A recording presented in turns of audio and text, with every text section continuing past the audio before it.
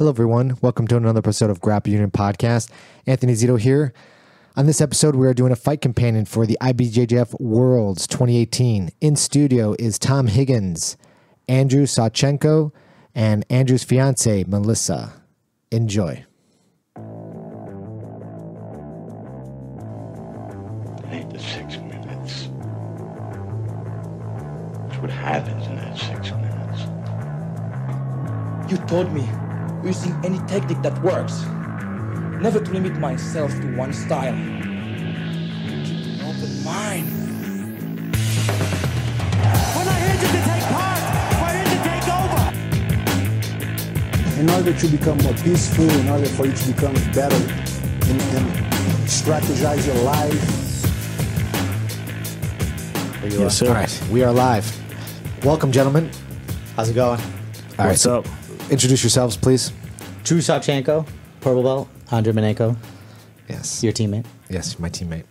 Tom Higgins, do-it-yourself grappler. Higgins Conspiracy Grappling. Yes, Tom Higgins, who hit us up. I don't know, how long ago was it, Tom? Months ago, right? Months You're ago. like, dude, I need to be on your podcast. Hell yeah. I love that. I kind of like that. You know, a lot of people hit us up, you know, to be on this show and stuff like that. It's a hot ticket. It is. a little Hot ticket bit, in town. Right. And then when Tom did, I'm like, huh, okay. All right, Tom Higgins, let's see what you got. So we tried. Did we try to get you earlier on this, and then we didn't work out, Yeah. and we got you finally. Yeah, it worked out. Good. Unfortunately, Paul can't be here today. He's working his ass off. Work boy. He is working every day. Paul tells me, he goes, listen, you're going to be on your own for a little while. I'll be working every day for the next 30 days. That's insane. It's crazy. But he's union, right? So he's got to be making bank. Oh, yeah. He's killing it. He's killing it. Loaded. He's buying a new Bugatti after this. $1 million work. What does he do? He's a union electrician over at McCormick Place. I almost went down that route before. Did you? I just couldn't apply myself to anything that I didn't care about for 40 hours a week or more, man. Right. That's why I did quit like every bullshit job and just work odd jobs so I could afford to go train. Right. That's what you got to do, man. There's too much emphasis on school. You don't need to go to school, man. My fiance's little brother, never into school, was forced into school. The kid, if you just give him pieces, he'll build anything out of it. He'll fix anything. Right. It's crazy. I don't know why you don't have to go to school. I'm not a big advocate on schooling No. at all. I think school is more just a business, just like anything else. Right. And they push that business. So we're watching Worlds, and we've got Felipe Pena versus who's it for? What's this guy? Felipe Andrew. Felipe Andrew. Yeah. Okay. First time black belt. Felipe Andrew. Stud already. Yeah, he's doing really well. Except for this match. Well, I mean, it's 14-6. He's losing for sure with a minute left, but he's doing. I mean, he didn't get submitted. He could get a leg lock disqualification here in this entanglement. He could. You see that reap, right? It's a little bit of a reap. I don't know. It looks like Oh, it, yeah, kind of. Yeah. but he's not above the knee. No, he's not. Interesting. A lot of DQs. Yeah. Tommy Lineker just won because when that upset I was telling you about, Yeah. Lineker over Arguez, because Arguez had a locked in, or Lineker had Arguez's back, and he stepped out of bounds with what they claimed was a legitimate submission, so he got disqualified for basically playing the rules too much. Really? Yeah, and he was world champion last year. Isn't there... So if you roll out with a submission, it's over. They don't just award points and reset? Well, actually, I didn't see it. From the picture I saw, it looked like it was a standing back take. Like he was on his back standing, and I think he walked out. So that's a little bit more deliberate than kind of like rolling out. Yeah. Interesting.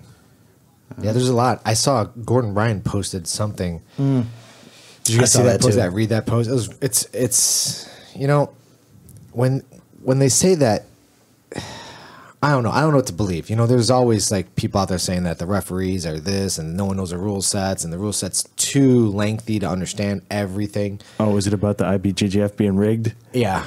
Well, it's not about being rigged. It's like one ref calls a foul, another ref will allow it, and then one ref says he's out of bounds, one ref will allow it. It's just too much discrepancies Interpretation, between. yeah. Exactly. There's a lot of interpretation for things that happen, and different matches. So I don't know if it's a conspiracy to make more Brazilians win. I don't think that's a factor, but No, I'm sure there are some biases between the refs and academies and certain people, but at the same time, whenever there's points and all this on the line, the refs are going to be forced to make calls, and not everyone's going to be happy with them. Of course. Yeah. Well, that's what happened with Cobrina's son. We were going to talk about it. Yeah.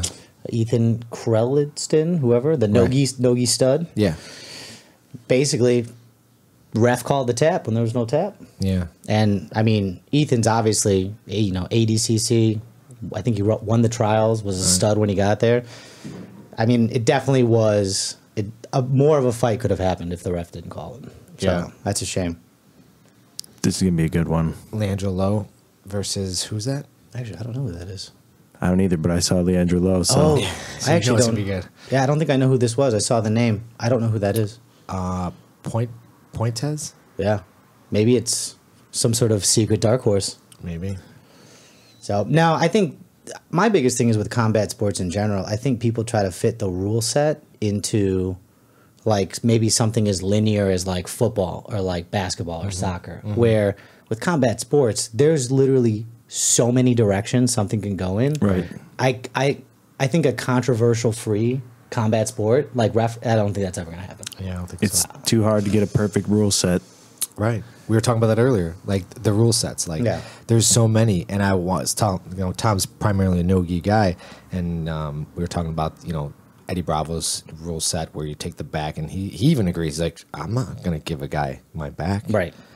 And initially, when EBI came out, I was like, oh yeah, that's interesting. Yeah, makes sense. But it made sense because the whole point was don't let it go to overtime, so the guy doesn't give their back. But now people are playing a rule set where they're like, I'm just gonna stall, not get submitted in regulation, and then work my back or my back system or my armbar system, and then just train that really well and know that really well. Yeah.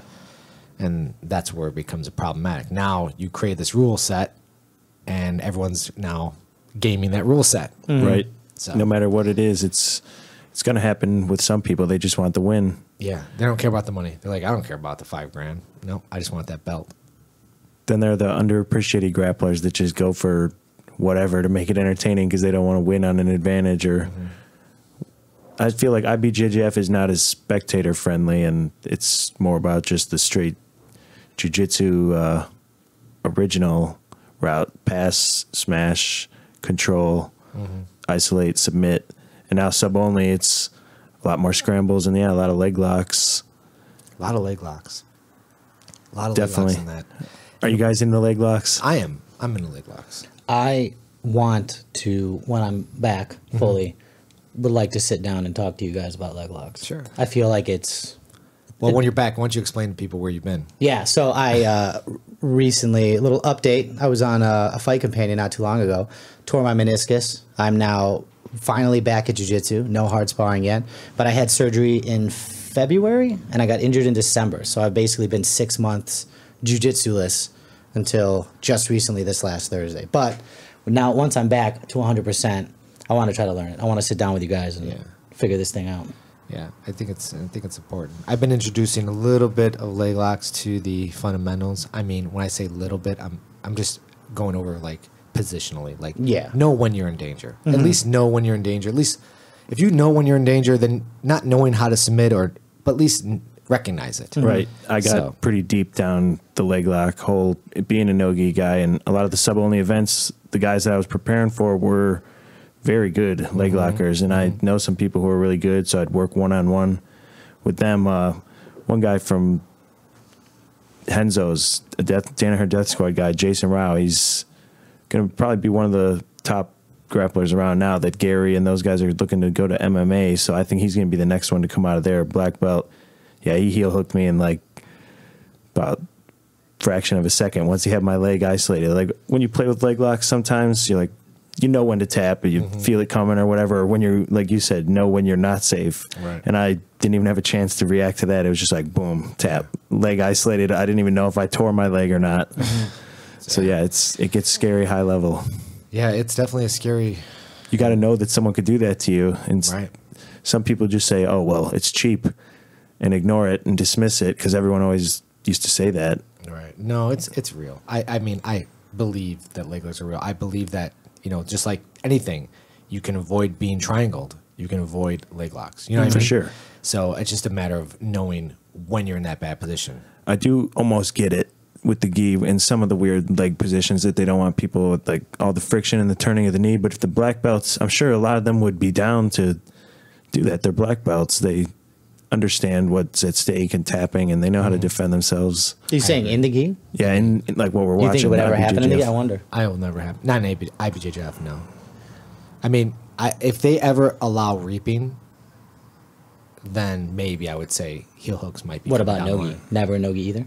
I mean, I Like don't see- definitely not in gi, right? But like Definitely not in gi. maybe in no gi. I don't know. Maybe. It's the whole reaping rule. Without that reap, what do you? It's a gonna bizarre be rule. Very difficult to you know, go for those type of leg locks. You know, It does limit the game in a way. And the whole thing, like 50-50 is gone, right? That's what you guys are it's not saying. even a thing, right? Yeah. Interesting. Because you'll just I thought you can do 50-50 in this as long you as could it's do not- 50-50. No, you but can't as do soon a as you submission allow from leg it. locks, it's just then there's that position's going to yeah. be totally different. Yeah, because you're leaving your legs exposed. I didn't see that. Why did Lowe get an advantage when he's now on the bottom? Yeah, I don't know either. And this is where even you and I, who know the IBJJF, I don't sometimes watch this. I'm like, I don't have no idea what's going on. Well, I feel like points are very easy, but really it's that discretion for the advantage. Right. Is Yeah. like what is a legitimate submission, what is not, those sort of things. Like what scramble was aggressive enough that it earned Leandro Lowe these 2 points. Right.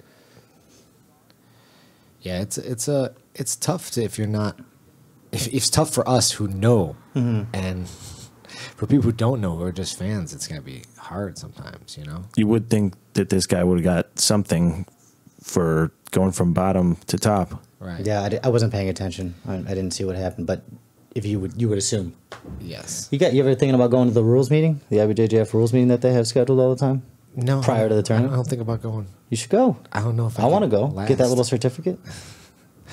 That's a long meeting. Maybe you come out and you're just like, no, like I get it. We fucked up before. Like I get it now. Oh, you think so? Like I don't know. I don't know if that'll mind-blowingly happen. different. Have Like you your guys ever jiu-jitsu is been way better DQ'd? too. You guys ever gotten DQ'd No. at a tourney? No. No. Never got DQ'd. I've not done things because I thought it would have been a DQ.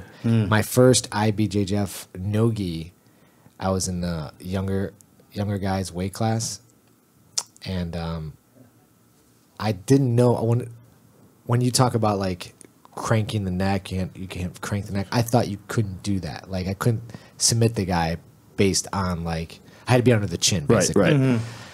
Well, that's not really true. No, Yeah, you could say fuck the someone's intention face was a up. choke. Yeah. Yeah, exactly. So I didn't crank because I'm like, oh, I can't. I got to be under his neck. So I was like, oh, what the fuck? Like, I lost that match by points. But if you watch that match, you'd be like, how the fuck did you lose? I'm like, Because you didn't want to crank the face. You didn't know if you'd win or didn't know not. if Yeah. I didn't know I can crank the I feel face. like you can always use the built-in excuse, like, well, I was trying to choke. He's trying to defend. I wasn't. Right. It's a choke. Like, Or the classic, I didn't know I couldn't do that. Right. But there's no disputing in the IBJJF. You can't talk, which I do appreciate. But when there's something like that, you're like, oh, just tell me.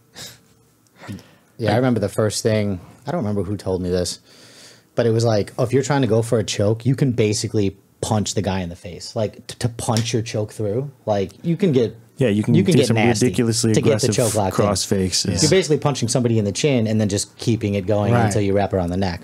And I was like, okay. I was like, when I'm competing, just have that mindset. Right. Yeah, that's getting mean.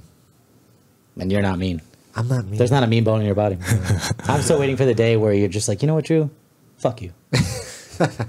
Yeah, no. I'm not mean.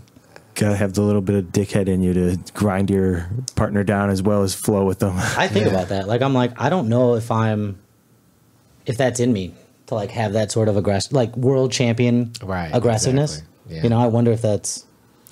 Yeah, but when I look at like Marcelo Garcia and Caio Terra, are they mean? I don't know. Maybe they switch it on. Maybe. I'm sure when you're actually in their grasp, it feels mean. Yeah, right? Yeah, I wonder. No, I think there's guys that need that. Like did you see all those posts or promos about Marigali. Yeah. When they were like psycho time, and he literally Dude, looks he like looks if he could have had a knife, he would have just stabbed the guy. fucking murderer. Yeah, he literally Yeah. like hates. There's a lot of different mental approaches. Yeah, everyone he Yeah, fights. he looks fucking I'm like, I don't know about that guy. There's that, and then there's you, the complete opposite. I get I have to pumped, make fun of you, 'cause but I Paul's find not it here. hard to get like fully aggressive towards someone that you're just going to grapple. It's not going to come to blows or like real harm. Right. But it works for some people. I used to try and do it, like treat it like a fight almost, but I don't know. I feel like you have to be calm, but it works for some people. Mm-hmm. Paul Harris. Yeah. Now, who was just talking about him the other day? They don't think that he's being like, he literally just doesn't. He didn't get it. Like, I feel like he just didn't get it. I think it's a mental thing with Yeah. him. Like he's mentally not all there. But he's also Like he's scary, dude. Yeah. Like if someone because they were saying he does that to his mentally training competent- partners. Yeah, Like he had to leave gyms. Yeah. Probably didn't realize the ridiculous strength he had and was applying either. He's You know, just some people have an IQ of 160 and some people have an IQ of 60. And can rip and your some legs people off. are gifted with way too much strength with the low You know, IQ. that's the problem. You know, we're just all so different, and yet we think that they're on our level. Like, oh yeah, that makes sense, right? And they're like, I don't know what you're talking about. I'm just gonna tear your leg off. Yeah, he's one of the reasons why leg locks got a bad rep. Yeah, Definitely, for sure. 100%. I still remember not even the MMA stuff, but that ADCC where they reset that guy back in the heel hook, and the guy was literally like, It was hard to Are we watch. doing this? Are we doing this? He should've and just they did it, and tapped. oh my god! And it was instantly knee destroyed. It was crazy. Yeah, I would have just walked off the mat. Like, Yeah, I would have been like, I'm no, good. he I quit. he wins. He wins. That was so bad. I remember. I don't even know who that was. Like, I don't think I've seen that guy since. I think it was like some, like Oceania champion, like Australia, like Yeah. one of those ADCC trial guys. Because I don't know if I've ever seen that guy's face again. Because it wasn't like, Low or somebody super Right. famous. I wonder who it was. I think there should be a push-out point when the mat is this big, honestly, on the feet. Some tournaments actually have that, like Do one they? point for a push-out. Certain styles of wrestling, I can't remember. Do you guys recall? It was literally, it was something pretty basic, like Grapplers League or something like that. And Gary Tonin fought this DJ Jackson guy in it, and there was a lot of weird points. If you lift your opponent and carry him out, I think you got points. If you straight just shove him out, it was 1 point. And there was some other, it was interesting. So if you push him out, you get the points. You get 1 point. If like right here when he shoved him out, 1 point. Right. But if you would have like lifted him on a double and carried him out, I think it was worth more points. Oh, interesting. Well, that's the whole thing, Or too. like in a submission, if you lifted him out and walked him out, I think in that case he loses the submission rather than a DQ. It is interesting how these guys play that so much. You'll notice any of the guys that are not big on takedowns, not that Low's not, but they'll just walk the edge. Yeah. They'll just walk the edge. Yeah, take me down. I'm I'll biased. scramble. We'll I scramble out. And love takedowns. We'll reset in the middle. I still do quite a bit of wrestling training, and I've even been getting into sumo and other Have weird you? styles of just grappling the focus on just the takedown, just because, I don't know, I think it's pretty fun where too. you training sumo in Chicago? On my own devices. Are you? You watch a lot of legitimate- YouTube? Yeah, man. I'm actually trying to get in on some of those open sumo tournaments. They have very few people who compete. Some people come from other countries, but the U.S. has like a dozen sumo wrestlers, and the lightweight is 187, which is like just above what I walk around at. And I'd like to do it. It'd be fun. You gonna put on the diaper? Yeah, that's the only thing What's I'm it called? concerned about. I don't know. I call it the diaper as well. I mean, that's what I was trying not looks to be like. disrespectful. I'm like, let's put the Same. actual formal name out there. But the thing I don't like is I remember hearing a long time ago that they have to learn to suck their testicles inside of their body, because when you start grabbing on that diaper, you're getting a wedgie and your balls are getting crushed. So that kind of threw me off of it. Why can't we just go out there in shorts and try to push each other out of the circle? Yeah, right. Even wear a jiu-jitsu belt if you really want to have a belt to grab, or like pants. Yeah, that's interesting. Yeah, They want the fat dudes' asses to be on full display. yeah. That's a weird. That's a weird one. But what are you gonna do? Shout out to Kenny Jewell. I'm watching him right now. He's one of the photographers in the back behind Lowe's head.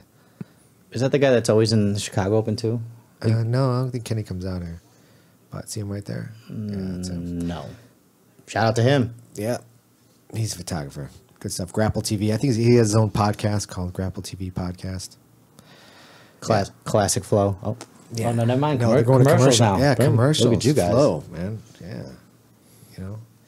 I think it's funny because Rocket Mortgage doesn't sponsor Flow Grappling. They probably just sponsor Flow Sports.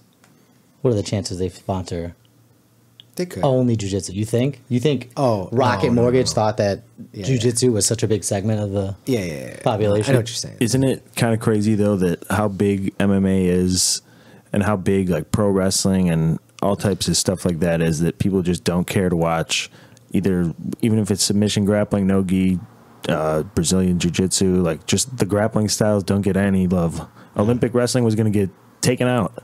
Yeah. Well, that was ridiculous. I'm so happy, like, everybody that grapples, like, the sumo wrestlers were like, that's fucking ridiculous. Like, everybody came together and was like, what a horrible decision. Wrestling is like Right. wrestling or some style of grappling is really like glorified in a lot of places besides, I guess, the civilized world, if you could say that. But I guess it's a poor man's sport too. You don't need anything other Wrestling? than a partner. It's Wrestling, literally like jiu-jitsu, the all beginning of grappling. time. Yeah. Every culture wrestled. Every animal still almost grapples if you look at it. So I think right now there's Marcus Almeida, Buchecha, against Victor Honorio. Honorio said he wanted to fight Buchecha. Oh, really? He's like, I want to fight him. He's like, I want guys that wish. fight. He's Here got he to goes. try to get there. But my worry is the last time I've seen Honorio fight, he does not. This will not be an exciting fight. He basically is built like a tank, and all he's going to try to do is wait for his perfect takedown, and maybe Buchecha can get him down, but I haven't seen anybody take the other guy down. You've So never it- seen him getting taken down? The guy in the white, yeah, Honorio. So it's just going to be He looks like a strong fellow. they're gonna wrestle to death right now. Yeah. This will not. I can't imagine this is going to go to the ground. And see, Tom, this is where the grip. Remember I talked to you about, we were talking earlier Yeah. about grips? You're like, I don't know what those grips. This is where it comes into play a lot. Yeah, man. It's just a Yeah. standing, tedious Yeah. exchange. It's the few times I've rolled in the gi, which really hasn't been many. That's what I found it to be. I was like, oh, wow. This is, you really have to focus on breaking their grip before you can do anything. Yeah. Yeah, I mean, it is true for sure. And at the highest level, these guys are hanging on so tight. And he said this guy hasn't been taken down at all. So his posture and his base is probably ridiculous. yeah. We could be seeing 8 minutes of somewhat sumo.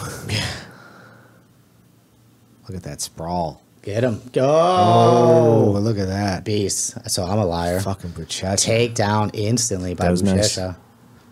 Half guard. He snapped him down and then just. It was a second shot though. Yes. That's the thing. It was Right. that second shot for sure. He's so explosive, though. Now he's going to chill. He'll chill for the next 6 minutes. Mm-hmm. Just relax. This is where I kind of appreciate the black belt matches more than I do the purple belt Mm-hmm. because and blue, because they're like go go go. You know what I mean? There's no like chill. Mm-hmm.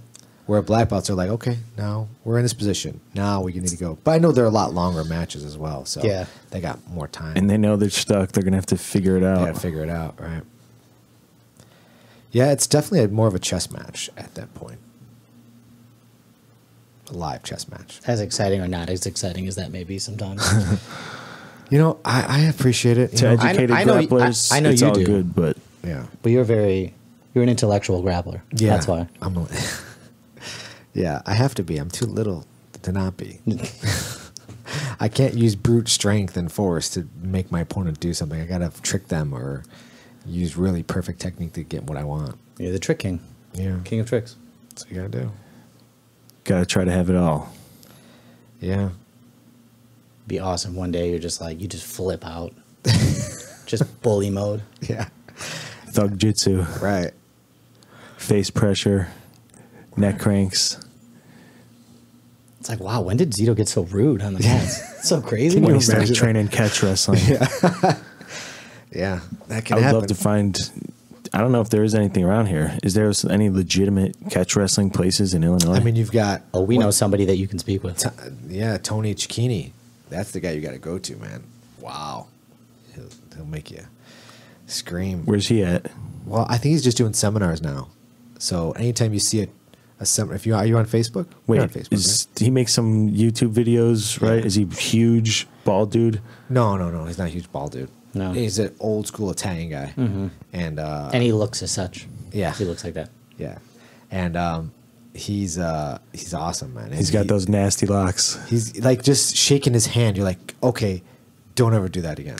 Don't shake my hand because he's just strong as Old school fuck. strength. strong, and just everything he does to you, it's gonna hurt.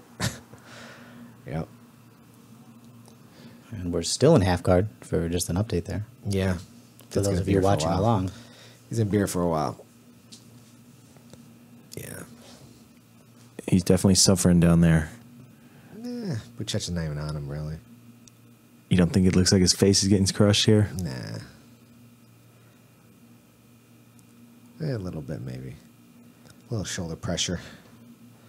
I bet he'll pass. He'll get the pass points for sure. I don't know if he's gonna. He's got his leg pretty stuck in there. But man, no, that's pressure.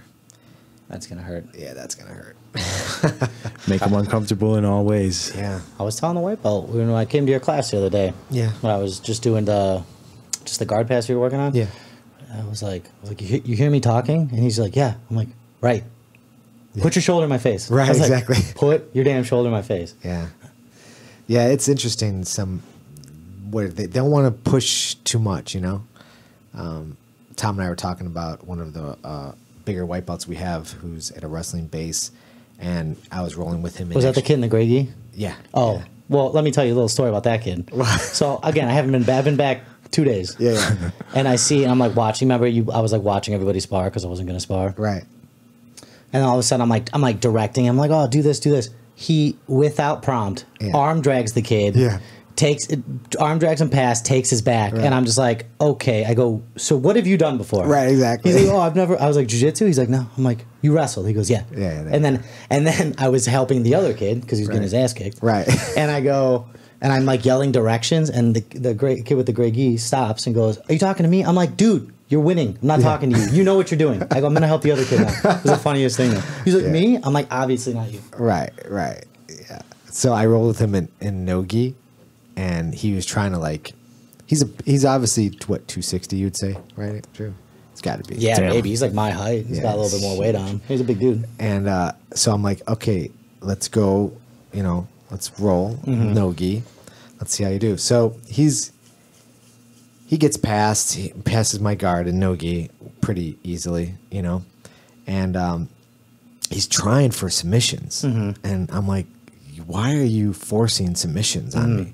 I go, you're not going to force a submission on me, not just because I'm good at defending or anything. I'm just like, you don't try to force a submission. Use your weight to make me uncomfortable and make me give you the submission. Don't try to force an arm bar, force this. You're going to lose positions. I said, just concentrate on positioning, and then the submission will always be there. So once you slowed down, then it was like I was fucked. Yeah. Like I couldn't do shit to him. I couldn't get him off me. Couldn't do anything. Did you guys see that a second ago? How his leg was reaped to the inside. If he would have fallen towards the foot. No, he was still okay. It wasn't a reap because he was still in Like half off to the guard. side and in half He guard. was still in half guard. If he Now, if would've- his leg came out, no, it still wouldn't have been a reap because If he would would over have, it. because he kind of did a back step right Yeah, there. you could do a back step. That's a legal move. It looks like a reap, but because he's got half guard, it's not considered reaping. Yeah, it's weird, right? Yeah. Yeah. I don't like. I understand banning certain submissions, but banning the position that sucks. makes things weird. It's ridiculous. No one understands that reaping thing. I've yet to hear anyone explain why it's illegal. Everyone I've talked to says it's ridiculous to be illegal. So if everyone says that, who the fuck are the people saying It's that's literally not? no different than what we're seeing right now. Exactly. Like him turning his knee to the outside like that while his Exactly. leg is locked. Right. Yeah, I mean, it's unfortunate.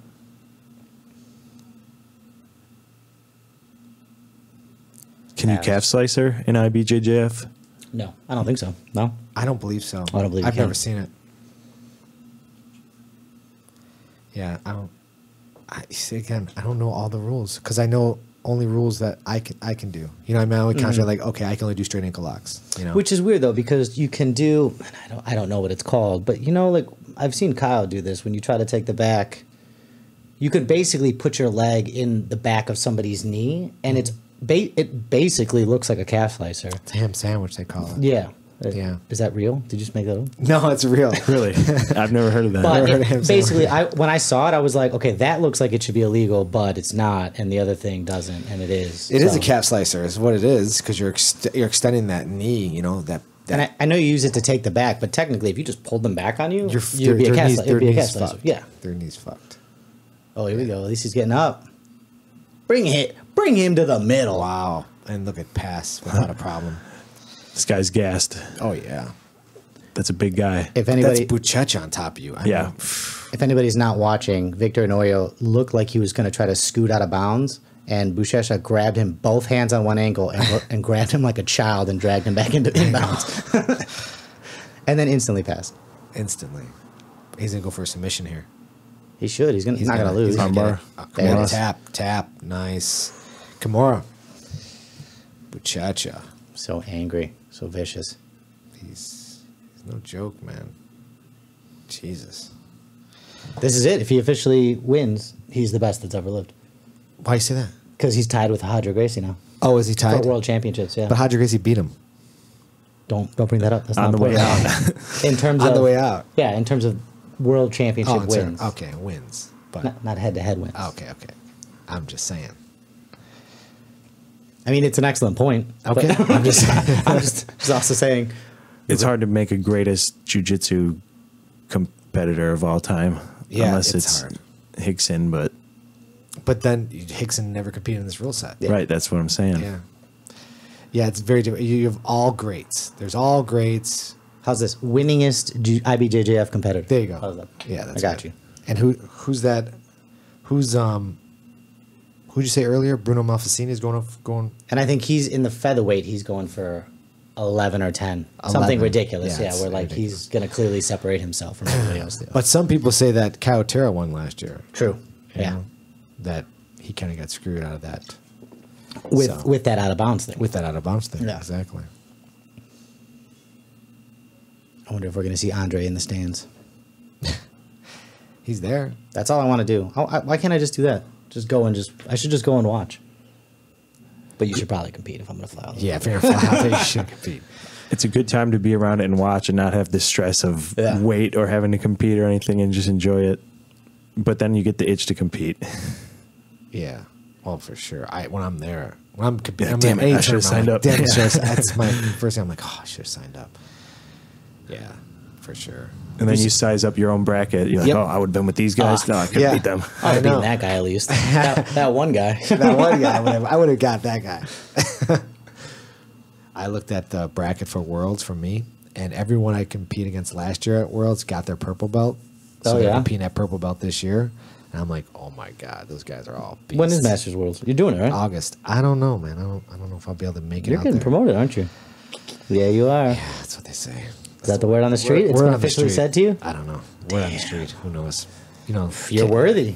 I don't know. Beginner's class? Yeah, it's You're true. an educator now? I am an educator, not a professor. You've always been an Andre favorite. Now No, you're teaching? shut up, man. Here it is. This is it. Andre favorite. Andre has no favorites.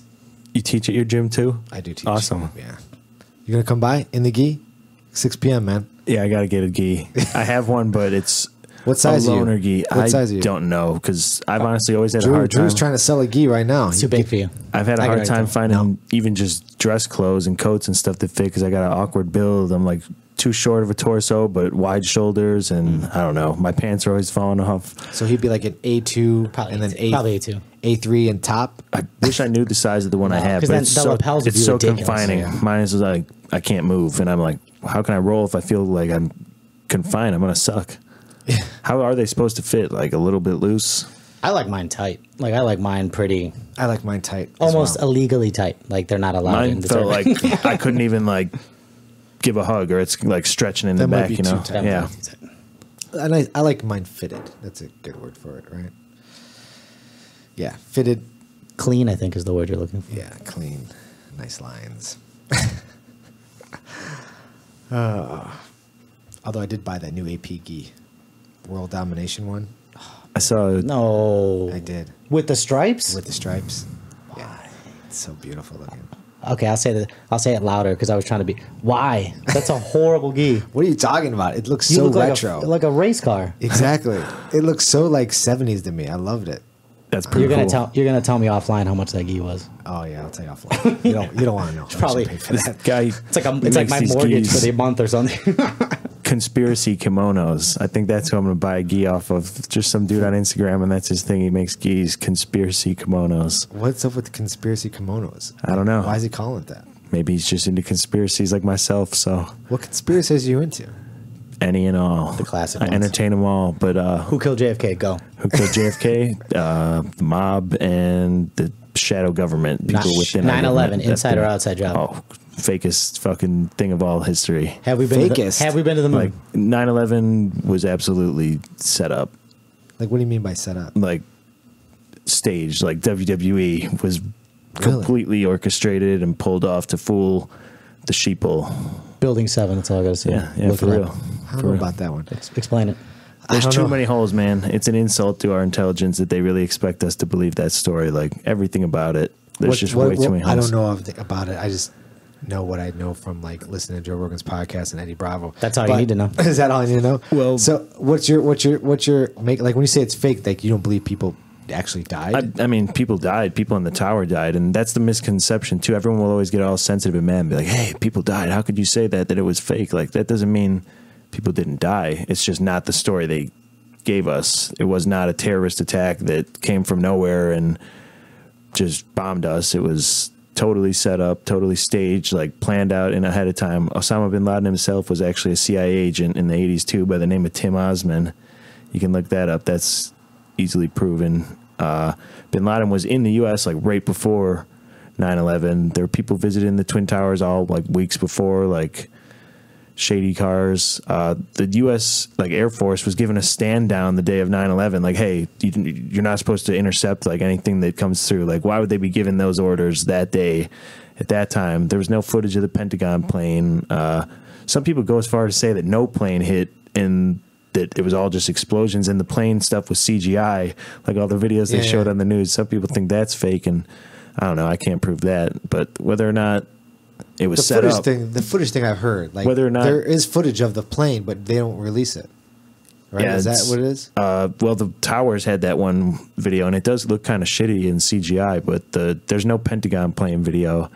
There's literally no plane for the one that apparently crashed in the field. My favorite one has always been that, so the jet fuel melts steel beams or whatever, that became a big meme. Apparently it cannot. I'm not a physicist, though, so I don't know.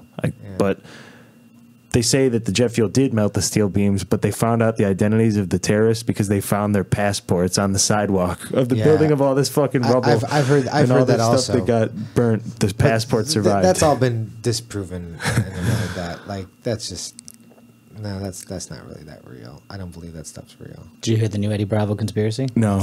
He was on the Theo Von podcast. Okay. He's a comedian. Look him up. Super funny. Yeah. He's saying that the next goal is aliens. Aliens are going to come back. They're going A false flag alien invasion. and then one world government. That's what they're going to go to. We're Yeah, going to be I've- afraid of aliens. So the government, they're going to be like, all right, all governments unite Right. Yep. under one power, one world government. I've had a fear of that for a long time, man, because I used to be mainly on aliens. That was one of my like first. Who are you conspiracy inviting on your things. podcast? I like him, and now he's kind of scaring me. I've gone down, and I think it's scarier than I believe. Even it's scarier than Eddie believes. Like we're just on to the trails of it. I know people get made fun of, or people like to laugh at Eddie and make jokes out of him, or even think that I'm trying to like piggyback off him or some shit. But I think some people are just on to. I don't know. It's hard to look at things as how negative they are because you don't want to admit to it. But the reality is, there's some fucked up agendas. You got to be careful, man. This is a powerful podcast. It's true. You're going to get suicided once I've they been find on out. one to discuss the reptilian agenda before, and I'll be honest, I got a little tweaked out beforehand. Like maybe I shouldn't talk about this if I believe this shit's real, aliens and all this. But the fake alien invasion, I could see it. They lie about just about everything else. So Yeah, I don't know if I can see that one coming to fruition, but with the one I can see, actually not fake anything, but Paul and I were going to where were we going? We were going to Utah. We're going on our snowboard trip. So we were next to this kid from the military, like on the plane. So I don't think we ever told this on the podcast, but so we're sitting there and we haven't this guy was sleeping most of the time. But last like 30 minutes of plane ride, people wake up and they're like, it's landing. So we start striking up a conversation with this army kid. And this kid starts talking to us about, like, I was like, I don't think I should be hearing this stuff. You should be talking. He's talking about like they're already training their cadets or whatever you want, their army soldiers and everything like that, to battle in Russia and China. Like that's the next people we're going to fight against. Is going to be Russia or China. Like they're already preparing these guys for this invasion or this war. You never know, just in case. It's fucking crazy. Like before it was like Desert Storm and you're preparing, and then they go to war.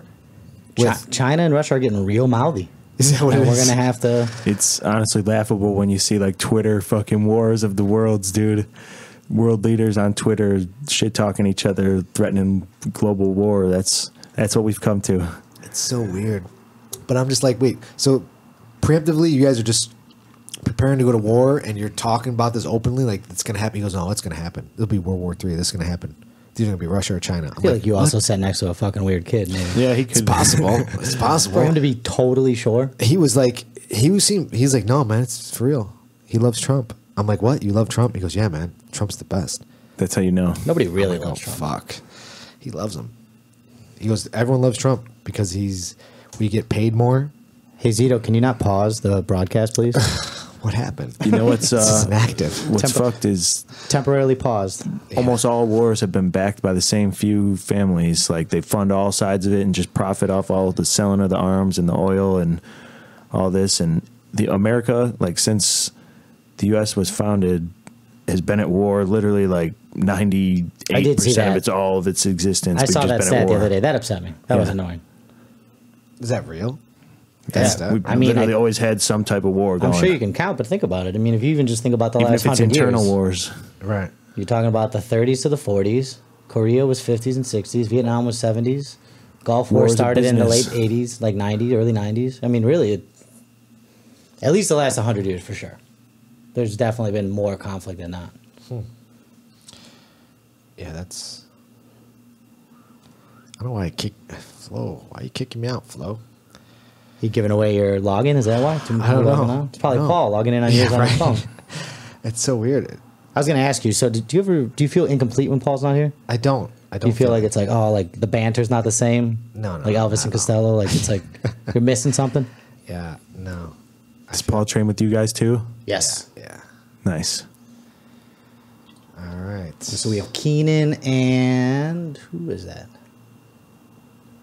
I don't know. I don't Why know can't who we that see is it? It's pretty. Oh, it's Patrick Gadio There we go. from GF Team.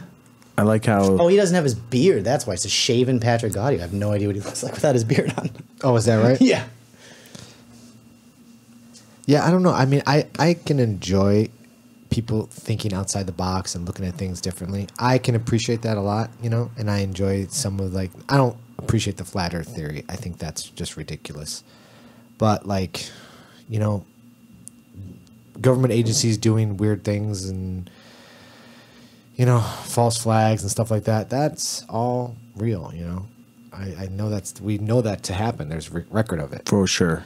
But the alien invasion one, that's going to be a tough one. That's going to be a tough one. I got really big on aliens, and like, I do believe aliens are real and have played a role throughout human development or whatever. Visit Earth, You an UFOs, and whatever. ancient alien man? I definitely believe there was some interaction or maybe human history. Like everything we're taught is probably inaccurate, and a lot of that's been covered up, like alien evidence and advanced technology.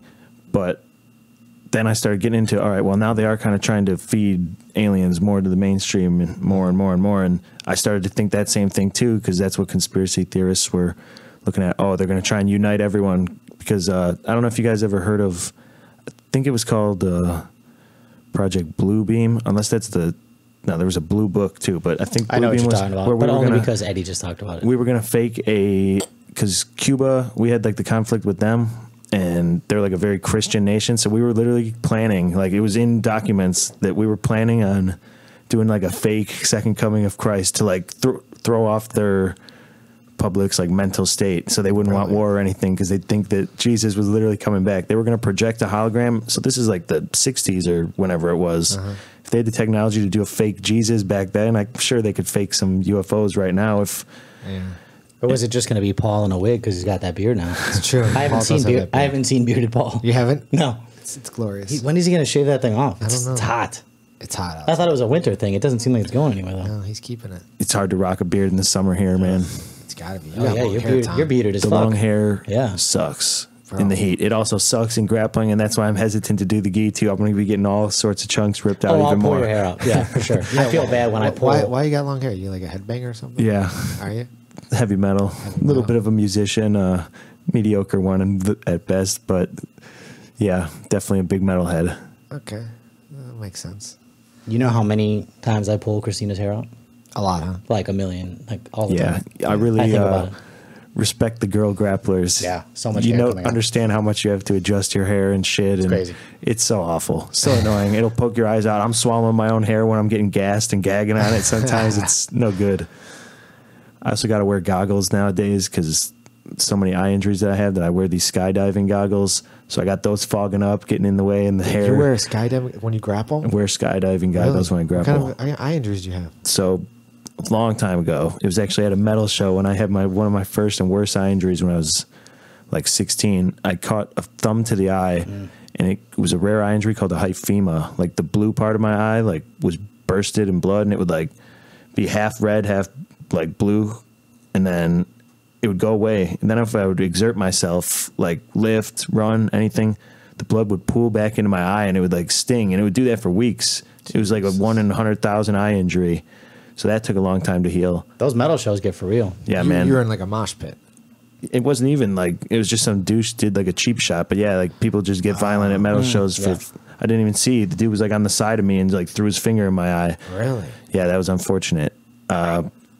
Then when I was doing MMA more so, like after high school, a glove actually scratched my eyeball while like not even sparring either, just drilling. The leather scratched my eyeball, and I had a corneal erosion in that eye. So even just like blinking and waking up, my eye would tear over and over and over, and it never quite healed because I was an idiot and would just box, keep getting hit in it like a meathead. So then that's when I called it quits, when both of my eyes were really giving me problems, like back and forth. Yeah. Then I finally returned my way back to grappling, been doing pretty good with it, enjoying it, not getting hit and whatnot. But then drilling, take a bad poke to the eye, scratched my whole cornea, and it was the worst one yet so far. Just drilling, grappling, like super slow pace, scratched my cornea completely, and I could tell that it's not fully healed either, and I've just been wearing these goggles ever since because I'm not trying to take that chance. Yeah, no, it makes sense. I had to Can compete you, in them you can once. compete in them? Yeah. They'll allow you to?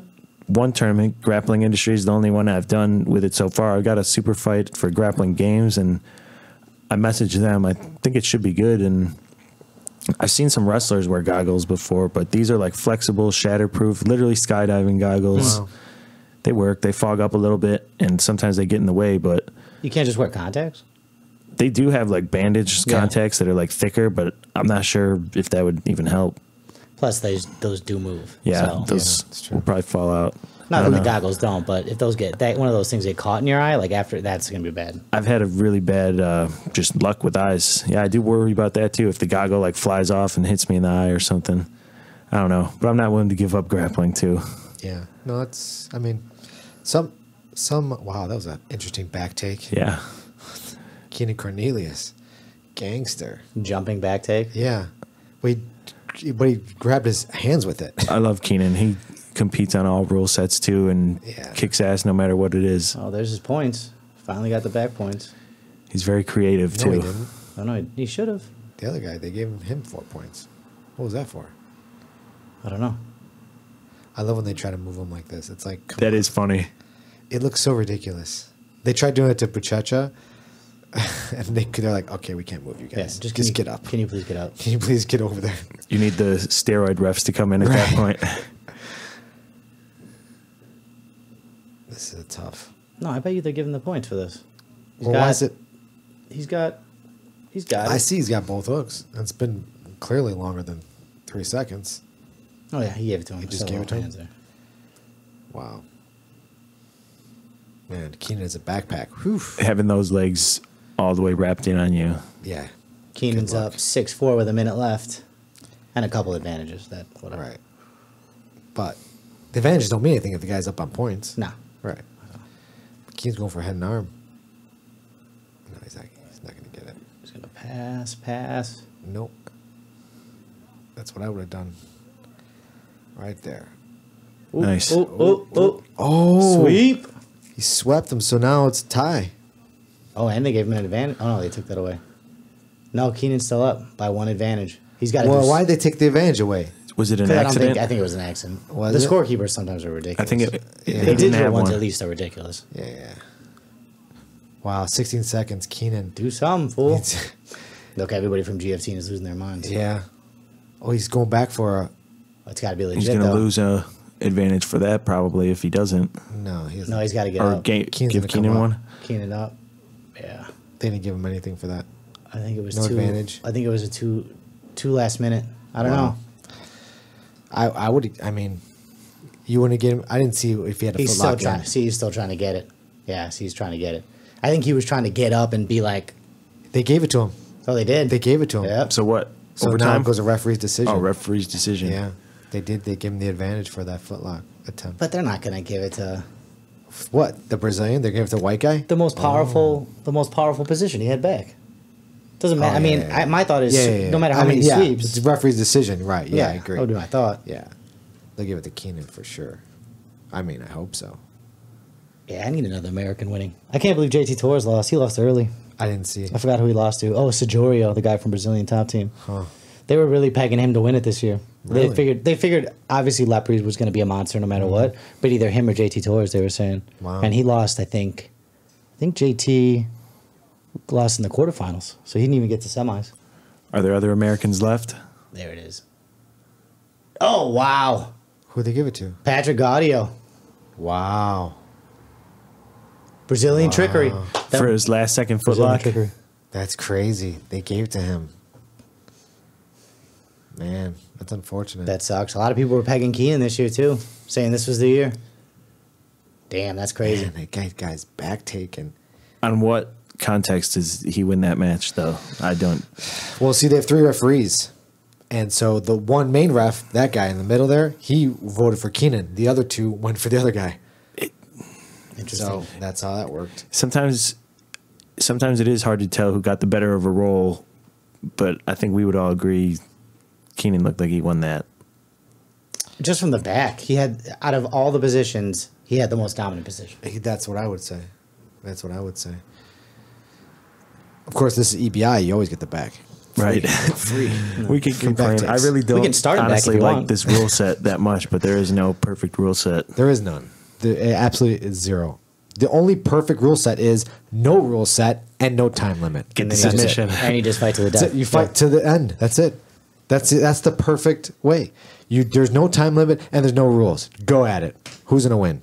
That's it. Or who's going to quit from exhaustion too? Yeah, I mean you got to factor all that stuff has to be factored in then. And that's the only way you're gonna see who truly is the baddest motherfucker. What do you guys think about events too? That it's like a set time, and then whoever gets the most taps. It's not just over with the first tap. It's like if you can get 3 taps and they get never 2, heard you that win. before. I've never heard of that rule set. What is that? I think I don't know if you guys ever heard of that Kumite event or something. Like there was No. a sub only thing. I think a dude was talking about doing that. And then in the tag team, even like that Chael Sonnen's tag team thing, it was like so between the 2 people on the team, whoever gets the most taps out of the time limit wins. Like, That's kind of cool. yeah, I do kind of like that because think about how many times you've probably maybe submitted someone with a trick of yours in the first minute of Right. the roll, and then they beat your ass the rest of the time. Exactly. Right. Yeah, that's interesting. I mean, that's fun. I mean, I kind of like that jiu-jitsu offers a lot of stuff. But and then when I look at the downside is that there is no uniform Right. like sport. Too many styles, too many rule sets. Yeah. That's where it gets kind of like frustrating. Like I want it to go big. I want it to be very popular, right? But it's never going to be as big as the NFL or hockey or soccer because there is no uniformity, you know? And it's ironic that it was basically responsible for the UFC with how big the UFC is now, too. And nobody gives a shit about it. But people will still watch boxing or watch WWE. Well, it's just a subset now of the UFC. It's like, oh, it's just one of those things you're going to have to know. Were you guys big pro be wrestling coming fans MMA. growing up? No. I was when I was Oh, I young. shouldn't say that. Dude, Yeah, I was all that's about actually that. a lie. I played the video games like a ton, for sure. Well, when I was growing up, it was like Superfly Snuka and, you know, Andre the Giant and, you know, the Kerr brothers. It was like there's It was old school. And Ric you guys, Flair was brand new back then. So You know, pro wrestling used to be like legitimate too when it was catch wrestling. That's like the history of it. It was pin or submit. So put them on their back so there was no guard or anything, but it was all legit submission grappling and usually no time limit. And people, yeah, it was legitimate contests. Like world champion wrestler was a real badass grappler. well, the Iron Sheik was a legit. Yeah, he was a wrestler. catch wrestler Yeah. too. And so they realized people didn't really give a shit about the long drawn out matches that were just technical. They just liked the spectacle of it. So they Right. started doing as if you and I were going to all right, let's do flow roll. I'll let you hit some cool exchanges. I'll hit some cool exchanges and ultimately you'll win, but it'll still look like grappling and it still did then. Then it just evolved more into fake drama, them talking, the referee breaking stuff up, and then they would have fixed fights and alongside real shoot versus worked matches.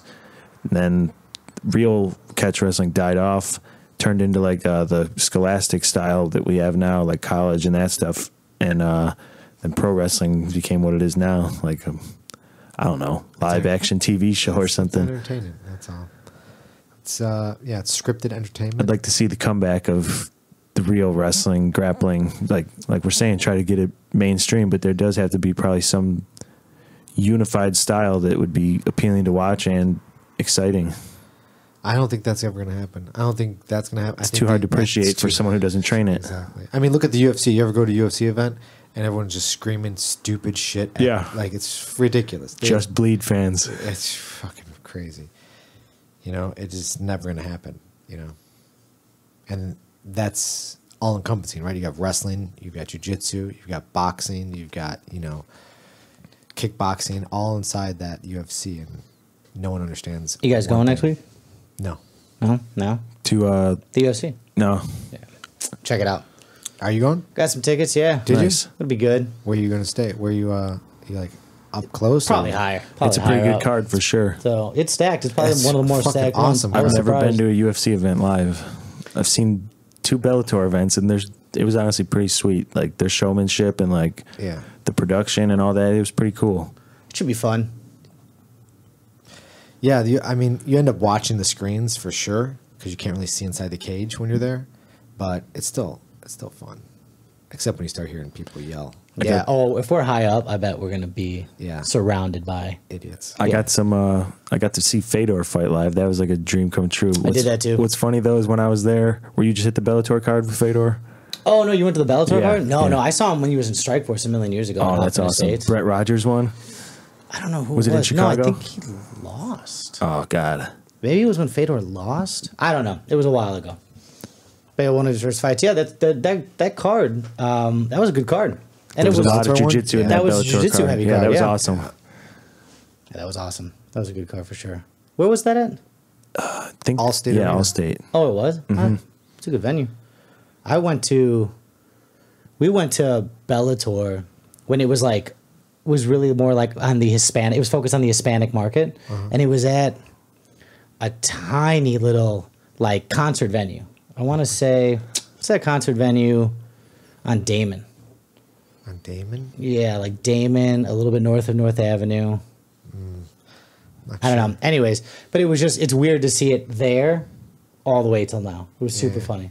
Yeah, one of the first few Bellator cards. Speaking of sitting with some people being ridiculous, when I was it was a buddy of mine fighting on the Bellator card, and he was actually in the postalims.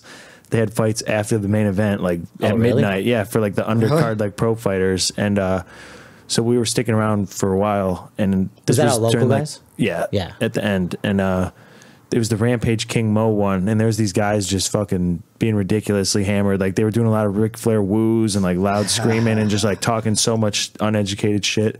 And they started bickering back and forth with another group of guys.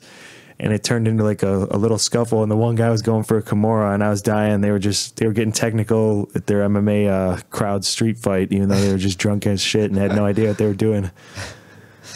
That's interesting. Yeah, and then security came and broke it up. Everyone was happy that those guys got thrown out, but the fight was laughable. We'll see. I'm excited. We'll see what happens. See what kind of people. I'm Yo surrounded by. Romero in person will be a sight. Yeah, his post-fight speech is going to be amazing. Everything's going to be amazing. What did you see? Whitaker was training over at Viana Brothers? Did you see No. that? Yeah, Well, that's super cool. I know. fucking Whitaker, man. I was like, damn. I didn't get that invite. I'd like to go train with Whitaker. I wonder where everybody is. They got to be around. They're here now. Yeah, obviously, what's his name? What's that wrestler? I keep forgetting his name. Who's that popular wrestler that's in the UFC now? What? Not Blaze. CM Punk. CM Punk, that guy. Oh, that. Oh, Yeah, I never got a reply. You said from him. wrestler, so I was confused. You tried to get him on here. Yeah, I tried to get him on. Pro the wrestler. podcast. Yeah, pro wrestler. Yeah. CM Punk. Yeah. 2 years between his last fight. That's I know. a long. I want him to come on the podcast here and just like talk about Dude, I jiu-jitsu could and stuff. try. A couple of my good friends and training partners train with them a lot at Rufus Sport. Yeah, why don't you tell him to get on the podcast? I will. Shoot a little text off right now. The fuck. I mean, I went through the proper channels off his website. You can like hit up his I don't know, his manager or whatever. And I just said, hey, listen, Chicago base, come on the podcast. Let's talk about Well, jiu-jitsu. he repped Chicago in his video. Does he? In his little promo fight video, he's like, did he? I just want to do this for the city of Chicago. Okay. And she's like, oh, okay. You should just come on Grappler Union. I didn't know you were representing the us. fuck, man. Nobody told me. We're trying to rep did Chicago. Did we vote for him? I guess we did. How did that work? I don't know. Yeah, I don't think I voted for him. I think I missed that vote. Oh, man. I was saying, though, I bet you he probably fought every 2 months. Like, if you were Duke Rufus, wouldn't you be like, all right, like, every month, not every month, but every, 3 months, Yeah. you're fighting Anthony Pettis for real in the cage? Like, wouldn't you're fighting some MMA fighter. Because you can't just not, you've had one fight and you lost. Yeah. No other fights in your life. All right. And you're just going to spar like normal and train like normal for 2 years. No, at least once a year, get him in there for like a real fight. I'm In the gym. surprised that they didn't make him come up through some like feeder league or at least have like an amateur fight against some nobody somewhere. Like, I agree. it's weird. I agree. Yeah, I would like to see him in a feeder league. But that he's too big. I guess he's too big of a star for that. Right. You know what I mean? And they know people will pay to watch him, so that's what it's all about. That's what it comes down to. But, I mean, I don't blame the guy. I mean, if the guy wants to do this and he thinks he can do it, then Fuck no, dude. If I had the avenue to do whatever I wanted Right, exactly. when I wanted, I'd go for it. Like if I was like a huge popper, I'd be like, yeah, I want to do. I know I'm 42, but I want to do worlds at at adult. People think I'm crazy, but You can't do that, though, I know I can't. I'm just saying. If it was like that, It is like that. I guess it is like that. I don't think I want to do that though. The only thing is you'll have to get the points. Yeah. Oh yeah, you get the points. So you got to, yeah. I have the points actually. Oh, yeah? Well, You I'm could have done it. competing. Megaton does it. I know. He competed at this Worlds. Did he really? Yeah, I don't know how he did that. At adult? Yeah. He's an Oh, adult wow. lightweight. That's awesome. Yeah, I don't know if I can. I can't compete against the kids in our area. I'm gonna go to Worlds. Maybe. I know maybe it'll be like some that. people who went out to Worlds, and I'm pretty sure they got beat on points too. And I know they're legit good, solid grapplers, especially for their belts. That I'm sure there was some stalling or rule set play going on. I don't You know. know. I mean, I think that they're pretty good about. I mean, they know when someone's stalling, and they'll definitely give you a penalty for it. So I don't know. I mean, at the very least, though, sometimes I've seen dudes literally just do this. What he's see, doing he here. just is got like- a penalty right now for stalling. I was going to say right there, sometimes they do that to justify their not stalling. He's just going to step that leg up and be like, oh, I'm trying to pass. I'm trying to Right, pass. right. Oh, for sure they'll do that. It's Boom. it's like a dance, Is anybody else super surprised that Muhammad Ali is up 5-0 on Muragali? Not with a name like that. I don't think that. I think with all the momentum Muragali had coming in, I don't think people would have assumed that. I don't think so either. Beast. But fucking Ali's a beast, dude. Ali is a beast. Can you imagine getting judo tossed by him? No. It would break you. It would break most normal men. Yes.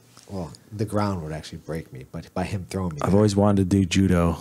he did. I've studied it as much as I could, but I never had anywhere to practice it. I wanted to do it in high school, but no money, no whatever. Because I thought if I would learn judo, I'd be the best wrestler around. That was the thing I had in my head. Why'd like, you think I'm that? learn judo because I thought throws were cool. Okay. Because there were kids on our team who it always puzzled me. They were the most out of shape kids on the team. They didn't ever fucking lift, lazy, had like love handle build, like just you look at them and be like, all right, this kid can't fucking wrestle, but they could throw, they could do upper body tosses and hip tosses like no other, and you'd go flying. Masters of momentum. Yeah, it They was just from knew how the to move their body. boom, honestly, the science of it, the hip, like when baseball players have a nice swing, or like the pitcher has like a fat gut, it almost like carries their hips forward even more. Right. And I think that had something to do with the throws. But I was like, if these guys can do it and they're not strong or anything and they could just launch people, I got to get in on this. Right. Minute and a half left. Oh, he's going to come up on Move top. your ass. You're Oh, down. golly. Oh. Here it comes up. Oh. Down again. Wow. Yeah, it's over for him. Almost got up. Almost a sweep. Over for him. Let's see a last minute sub. That would be amazing. People would lose their minds. Yeah, not too many subs, though, huh? Not too many subs. Yeah, Purple and Brown, they were talking about all these champions were just like, oh, he submitted all 11 of his opponents. And it's like, oh, Jesus Christ. Yeah, I know. 11 straight submissions? That's crazy. But not that's at this higher level. That's Nah, tough. yeah, that was their purple. This is the worst feeling when you're down, almost no time left, And you have and you have too many points to overcome Yeah, sometimes. You got to sub him. Unless he goes for, he's got to go for a sweep to mount to get Yeah. the point. to And get the other to- guy to knows get he the just points. has to not allow that. Literally, just don't allow that. Right. We were just learning that last week, where we go from Berimbolo to mount. That's a sweet. It's very difficult. That Berimbolo game, man, that's a tough one. Tough on the neck. Oh, yeah. What, the over the shoulder? Yeah. It's your game, I like dude. to do a lot of inverted That's type what Paul stuff. says, too. Yeah, you got to do it. I'm trying. I'm working it. I was actually working it, rolling yesterday with the little kids. With you were beating up children? Yeah. I'm being up kid. Dude, I'll tell you, that one little kid, I forget his name. It's so bad. His sister's name is Maya. This kid is amazing. I swear to God, I was rolling with this kid, and I'm just going through positions, and this kid is What does he just- look like? I don't know. I don't know. Like a kid? Like a little kid. But like a there's 7-year-old. one. Some of our kids are studs. This kid is They a move stud. like This grown-ups. kid is, honestly, I was so everything I did to this kid, he would counter and then do the correct move back to me. I'm like, what in the fuck? If I give the kid my back, he's choking me. I give him my, he's doing everything right. Omoplatas. I'm like, what the fuck? I'm Obviously, jealous of the young generation starting jiu-jitsu. I was like, this kid is just amazing. I can't even believe myself. I'm like, if this kid has strength. What do you guys think it's going to look It's like over. in 5 to 10 years? It's always evolving, grappling, and leg locks had a big wave, but I feel like that's probably going to be on its way out soon because everyone's already realizing that. It's going to be 20-year-old black belts. Yeah, for real. Yeah. Well, then there's going to be too many red belts. Because all these black belts. It's going to be like, oh, yeah, my friend's a red belt. Yeah, right? I know. It's like, wait, what? Yeah, it's going to be interesting. I mean, I don't know how much more of it's going to evolve. I don't know. I can't speak to that, but it's going to be interesting. I think leg locks aren't going to go anywhere. I don't think they're going to be like They have been around forever. It's just they're just more prominent. Yeah. I think the butt scooting's got to go. I really don't like it either. I think you guys both have to go. I love butt scooting. That's got to go. Even though I pull guard, but I won't like. just sit down. Yeah, It is different when you literally sit down or drag them into your guard. Like at least you're somewhat. I don't I'm know. dragging you down Because to my if someone just my world. if someone just sits down in front of you, like if I don't want to have to engage them in that, why should I have to? Right. Like it's like me. I don't know. Maybe I'm just bitter. I'm just being a sore loser because I faced some butt scooters before that have pointed me. Oh, really? Just this one guy who was really good with leg locks, and he would sit down. He'd like get under me, entangle me, like go for heel hooks. I'd get out, and then he'd like end up on top of the exchanges, so he would get points. And I think he like had a heel hook out of bounds. We were rolling, and he got points for that because he like controlled me out of bounds or something. And Why don't you pass his guard? I was trying. So he sits down, and what do? You put your foot inside and try. Yeah, and I tried to just pressure pass through his half guard. It didn't work. Yeah, he was getting He under me elevated really you. well. Yeah, he was really good at it. He was really strong too. Yeah. And yeah, that was at the recent Grappling Industries in the Absolute. I guess the dude traveled from far. His name was George Valadares. He was from Pedigo, I think. I've seen a bunch of his videos. He's like a full-time. Pedigo submission. Yeah, grappler? yeah, he was tough. Stud Jim. Yeah. You know where all the studs He are. got me on points. That was my first match with the goggles, though, so I'll try to use that as a built-in thing. But no, the dude, he was good. And I had no answer for it. A couple, I don't remember what I scored on, but I know I was able to single leg him and like take him down and reverse him off of some of those exchanges, but I just had no opportunity to work except for from his butt scoot. Like what would happen in this if one dude just sits down and the other dude just stands in front of him? Who's the ref going to warn? Probably both. Both, yeah. You could double penalties on this. And you can't, you have to engage first. So I have to at least grab the lapel and then sit down. Yeah, if he does that, if he just sits, they'll just be like, no. Get Yeah, back that's up. a lot better. You have to get up. But at the same time, that Jason Rao dude who tapped me out pretty quick, he just sat down right away. I was able to defend the top. I was doing pretty good on the top game. Then he swept me, and my foot was out for a split second, and it was over. Yeah. Yeah, stuff. I know Paul tried it in a Minari roll, I think, at his first IBJJF, and the referee's like, you can't do that. Really? Yeah. Really? Why? I don't know. He said you couldn't. Too cool. Couldn't just dive in. Too cool for the IBJJF. Way too cool. That's a brilliant move to come out with, though. With guns ablazing. Right? Just diving in. I love it. Yeah. Joel Gabriel, Soul Fighters, baby. Oh, yeah. Up against somebody who I don't know. Yeah. Gobi? Gabi? Let's see what he does here. Should be interesting. Looks pretty crowded over there, too. You know the story behind Joel? He had What's- cancer. No, I did not know He beat that. cancer. Get out of here. Beat cancer. Black belt stud. No big deal. Wow. Yeah, it's crazy. Cancer during his jiu-jitsu career? No, I think he had to stop to go through like chemo and stuff. But he's Oh, no, that's what I'm he's super saying. Like, young, he was a too. I know, grappler, he's like got cancer and 22. stopped, Yeah. and then came back. Came back. Yeah. Badass. Wow. That's awesome. I like him even more now. You should talk to Skinny about Joel. He'll tell you the funniest stories. Dude, we had Skinny on the podcast. He did, yeah, you should have asked him. What the fuck? They said one time Joel showed up to training without a gi. And they're just like, what are you going to do? He's like, I don't know, but I forgot it. And it's like, wait, what? He just forgot his gi. He's like, oh, I guess I'll go back. That's weird. Oh, well. Yeah, they say he's super funny like that. I mean, I got to meet, I didn't train with him, but he was in the same facility I was training at when I went to Master Worlds last year. Andre and everyone, we went to go train over at American Top Team. Brazilian And- top team. Is it Brazilian Top Team? Yeah, that's So it. so disrespectful. I thought it was American Top Team. I don't think so. I thought it was BTT. I don't know. There is Now you're both. confusing me. Yeah, there's both. I thought it was whatever one was next to the acai fucking place because it's literally attached to the acai. So anyway, so Joel and his brother showed up, and they were training with all of us, and I wasn't gonna roll with him. What the fuck am I gonna do? You know what I mean? What's the point? He's too big. He's so giant, you know. But I did get to roll with this Cuban wrestler who was man. fucking unbelievable. This dude put a whooping on me, like nicely, but oh my god, I was like, dude, you're like using magic. He knew what I was gonna do. It was just beautiful. It was fucking beautiful. That's Black- awesome, Black man. belt? Or just a wrestler? No, he's a black belt. Yeah. Yeah. But from Who's your Cuba, guys' dream role? Train with one just of the greats or fighters, grapplers. Rafa Who'd you want to Mendes. roll with just Rafa to see what it Mendes. was like? Rafa You go. Mendes. Yeah, you go first. Khabib. Khabib. Nurmagomedov. That's your guy, huh? I want to see how strong he actually is because when you watch him fight, it's scary. I remember the first time I did see him fight, I was like, wow, this is different. As a grappler, too, you could tell he's just like, it's terrible to be against him. Yeah. I want to see how strong he is Yeah. because he's not that much bigger than me, but I'm sure he's fucking freakishly strong. The pressure looks unreal. It does. It looks like he's in a fight against Connor. That's going to happen. It's going to be one of the biggest fights ever. If it wasn't Khabib, then it would be Damian Maia. Oh, really? Well, that can come. It can true, happen, for actually. sure, yeah. That one, it can actually happen with you. If I go train over by Mark right. Turner. Yeah, that for sure can happen. I'll feel helpless with both of them, I'm sure.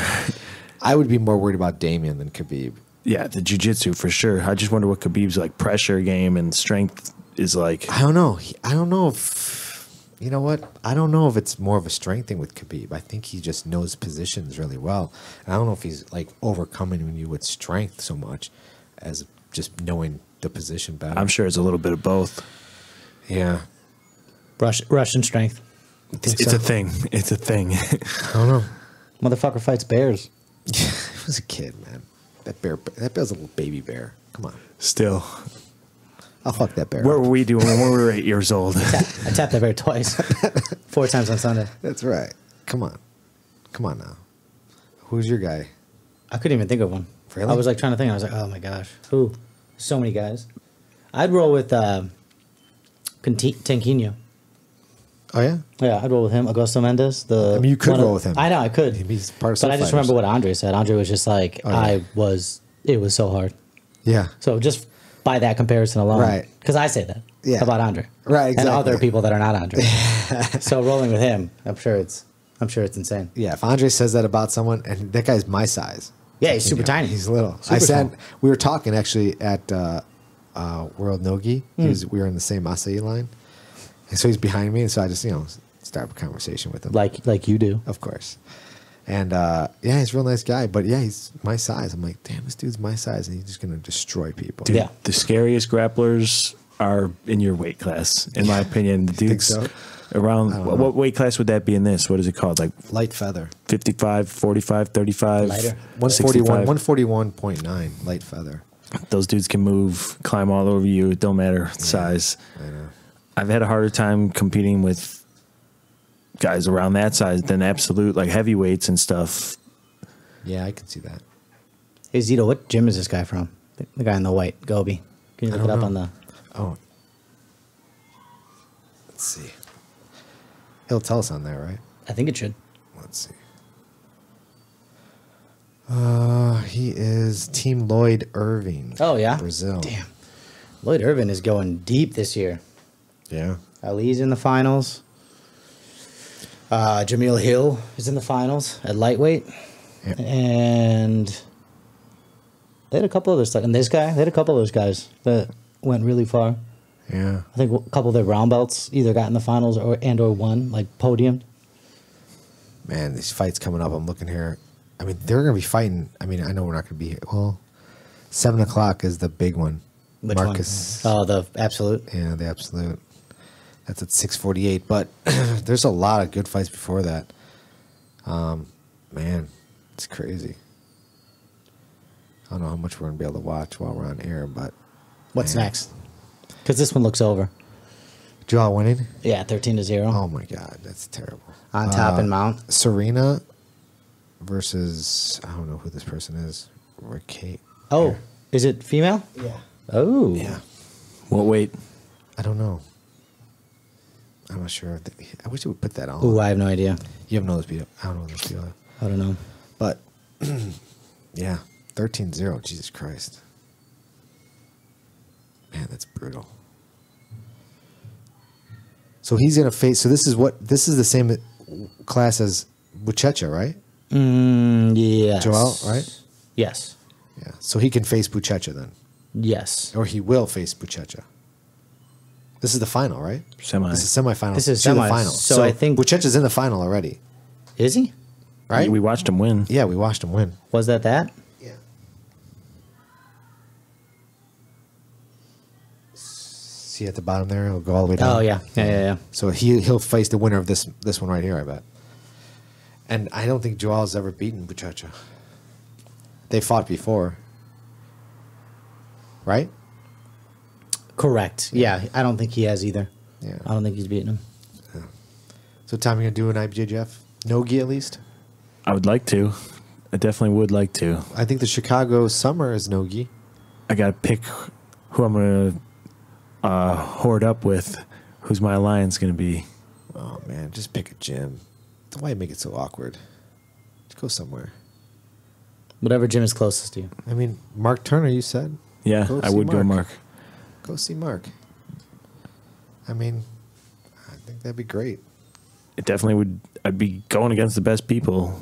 Like the rule sets or not, the best people definitely do compete in IBJJF as well. That's the thing. You are going against, top level. Obviously, there's nothing to say bad about any other tournaments, but just IBJJF seems to bring in a little bit more higher Definitely. caliber. I would like to. I'll go for that blue belt world championship, I guess, if somebody's going to give me a blue belt, because right now I'm a white belt. Yeah, which is, obviously. We talked about that earlier. When, like, at our school, if you got a pedigree like you do, you're walking in and, you know, Andre's strapping a blue belt on you. Yeah, You know? couple months. Yeah. Whatever the next promotion would be, he'll probably just give it to you. I mean, he's even done that before. Like, just gave someone a blue belt. Well, like Tim was a stud, right? You know, Yeah. wrestler Tim. Right. And I think they made Tim. There's some other guys he gave blue belts Yeah. to that are fucking wrestling background. Mm-hmm. But, like, Tom would fucking... Andre would be like, you're not a fucking white belt. Clearly. So... I don't but want to sandbag. I'm sure Mark... Yeah, you don't want to be a sandbagger for sure. Yeah, you wouldn't. But mostly no... Well, in Nogi anyway. I know there's definitely some fucking tough blue belts out there on the Worlds. There's a kid I beat You're sitting a right long across time from ago. one, man. Yeah, for real. Thanks. That I beat some kid who was really tough, who just won Worlds at blue belt. Not this one. Probably the last one. When was the Nogi Worlds? This past winter. Yeah, some I don't guy remember, I beat won the blue belt Worlds. So I know it's fucking high level for sure. Yeah. No, What- it is high level. What's allowed at blue belt that's not allowed at purple belt? The same. They're both the same. Yeah. No, yeah, you just can't knee bar. Oh, No all knee right. bars. No knee bars. No. It's brown toe, belt. no toe holds. Brown belt, then you start knee bar And toe holds. Right. Basically, you can only straight ankle lock Yeah, that's all. in the lower half, and then I think above everything is good. Even in Nogi, you can't knee bar. No. No, Wow. not until brown. No knee bars. Yep, brown belt would be the time. But what are you gonna do? I mean, that's the real set. Spanking by Joao. Yeah. 21 to, I don't know, very little. Peace mode. I don't think the guy scored at all. I mean, I wasn't really paying attention, but No, I don't think he did. yeah, that's crazy. Joao probably would be a world champion if it wasn't for Bruchecha. Like he's That's- just in a, it's just one of those things where it's like those guys you don't hear about in history, but 21 it's to only 0. because they were in, they were in the same era as like a beast, Yeah. like like a really good, like Joe Frazier. Like, Right. he would have been. I mean, not that he was an amazing champion, but he just kept running into Muhammad Ali. Right. Well, they went back and forth in fights, I think so. But Yeah, you know well, what I'm trying to say. I know what you're saying. But I mean, he could beat Buchecha. He's young. Buchecha's Super older young. than Oh, he'll older than outlive him. him for sure. So he'll catch up to him for sure. It's been. I mean, I like this setup that they have here at the IBJJF. This is at the Pyramid, right? Mm-hmm. It's cool. Definitely Well, looks now it's badass. because it's synonymous now. Yeah. Big blue pyramid. Like Right. it makes sense. It's a very unique building. Yeah. For sure. It's cool. I wonder how the acai is there. Probably good. great. Probably good. It's probably amazing. Somehow I always end up being one of the last matches of every tournament or event that I have, so I always miss out on it. I always try to wait till I'm done competing to get some acai at whatever tournament, and somehow I compete till the last minute and everyone's packing it up. I'm always Ah, pissed. that sucks. And so you can eat acai. That's okay. Oh, yeah. Oh, fruits. 'Cause Yep. he's a vegan. So fruits good. Definitely Nuts, love my acai. That's good. Peanut butter or almond butter? Both. Oh yeah. Pumpkin seeds. Load up on all that. That's good. Man. I got some acai over there. We can get some after this. If you need some. We're at In my freezer. tempting. Don't fuck around. Dude, I can't believe it's 7:00 until the men's final. Yeah, Like I 2 know. hours. Yeah, well, what are you gonna do? I mean, we could have waited to do the podcast later and then watched it. Didn't think about it. I know. I couldn't get the timing right. When you were like, "Oh, be here at this time," I was like, "I wonder what's going to be on at that time." Yeah. Well, it didn't matter. I mean, we'll watch whatever we're gonna watch and then call it. I mean, this is coming out on Tuesday anyway, so it's not like people haven't seen or heard already who won. So it's just fun to sit around and bullshit. Definitely. It's something people have been doing for a long time. Getting together, wrestling each other, and then just fucking bullshitting and discussing stuff. Right. All the great philosophers were wrestlers and talkers, and podcasts seem to be very big among grapplers for some reason. The Yeah. jiu-jitsu and martial arts world love to just discuss it, and any other things too. That's some big black belts there. Like long. Like their belts are very long. I hate. Maybe the I hate a long females, belt. girls are just tiny. I hate a long belt. Yeah, that's probably it. I don't like long belts either. Those are really long. Well, Rooster female has got to be. Oh, those are rooster female? Yeah, they got to be Look at these girls. These are semifinals too. 115. This is finals. Yeah, this is finals. This is it. Look at that grab. I don't know either of who these two people are. Either do I, but How many women's weight classes are there? same. Yeah, I think there's the same. Yeah. We're going to see some. There you go, Baron. If you want to learn about Berimbolo, here you go. This is the class. But I would just think that belt would be like. They're both so freaking long, but they've got to be A0s, but that's how little these girls are. Right? Yeah, I do, I guess. Yeah. Or A00. I don't think they make an A00 belt. If I could roll with anybody, I'd roll with one of these girls because I want a 115-pound girl to toss me on my head. Yeah, and they will. For sure. 100%. For sure. Man. That's something. It'd be the perfect example go. of jiu-jitsu. It would be. For sure. Do you berimbolo, Tom?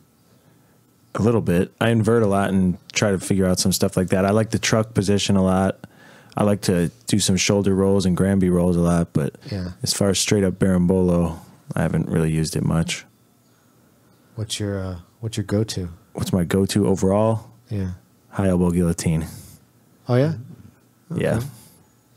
I've been liking Kimuras a lot now, and I've had a pretty good straight footlock for a while, but I really want to get my Kimura game good. Top Kimura game.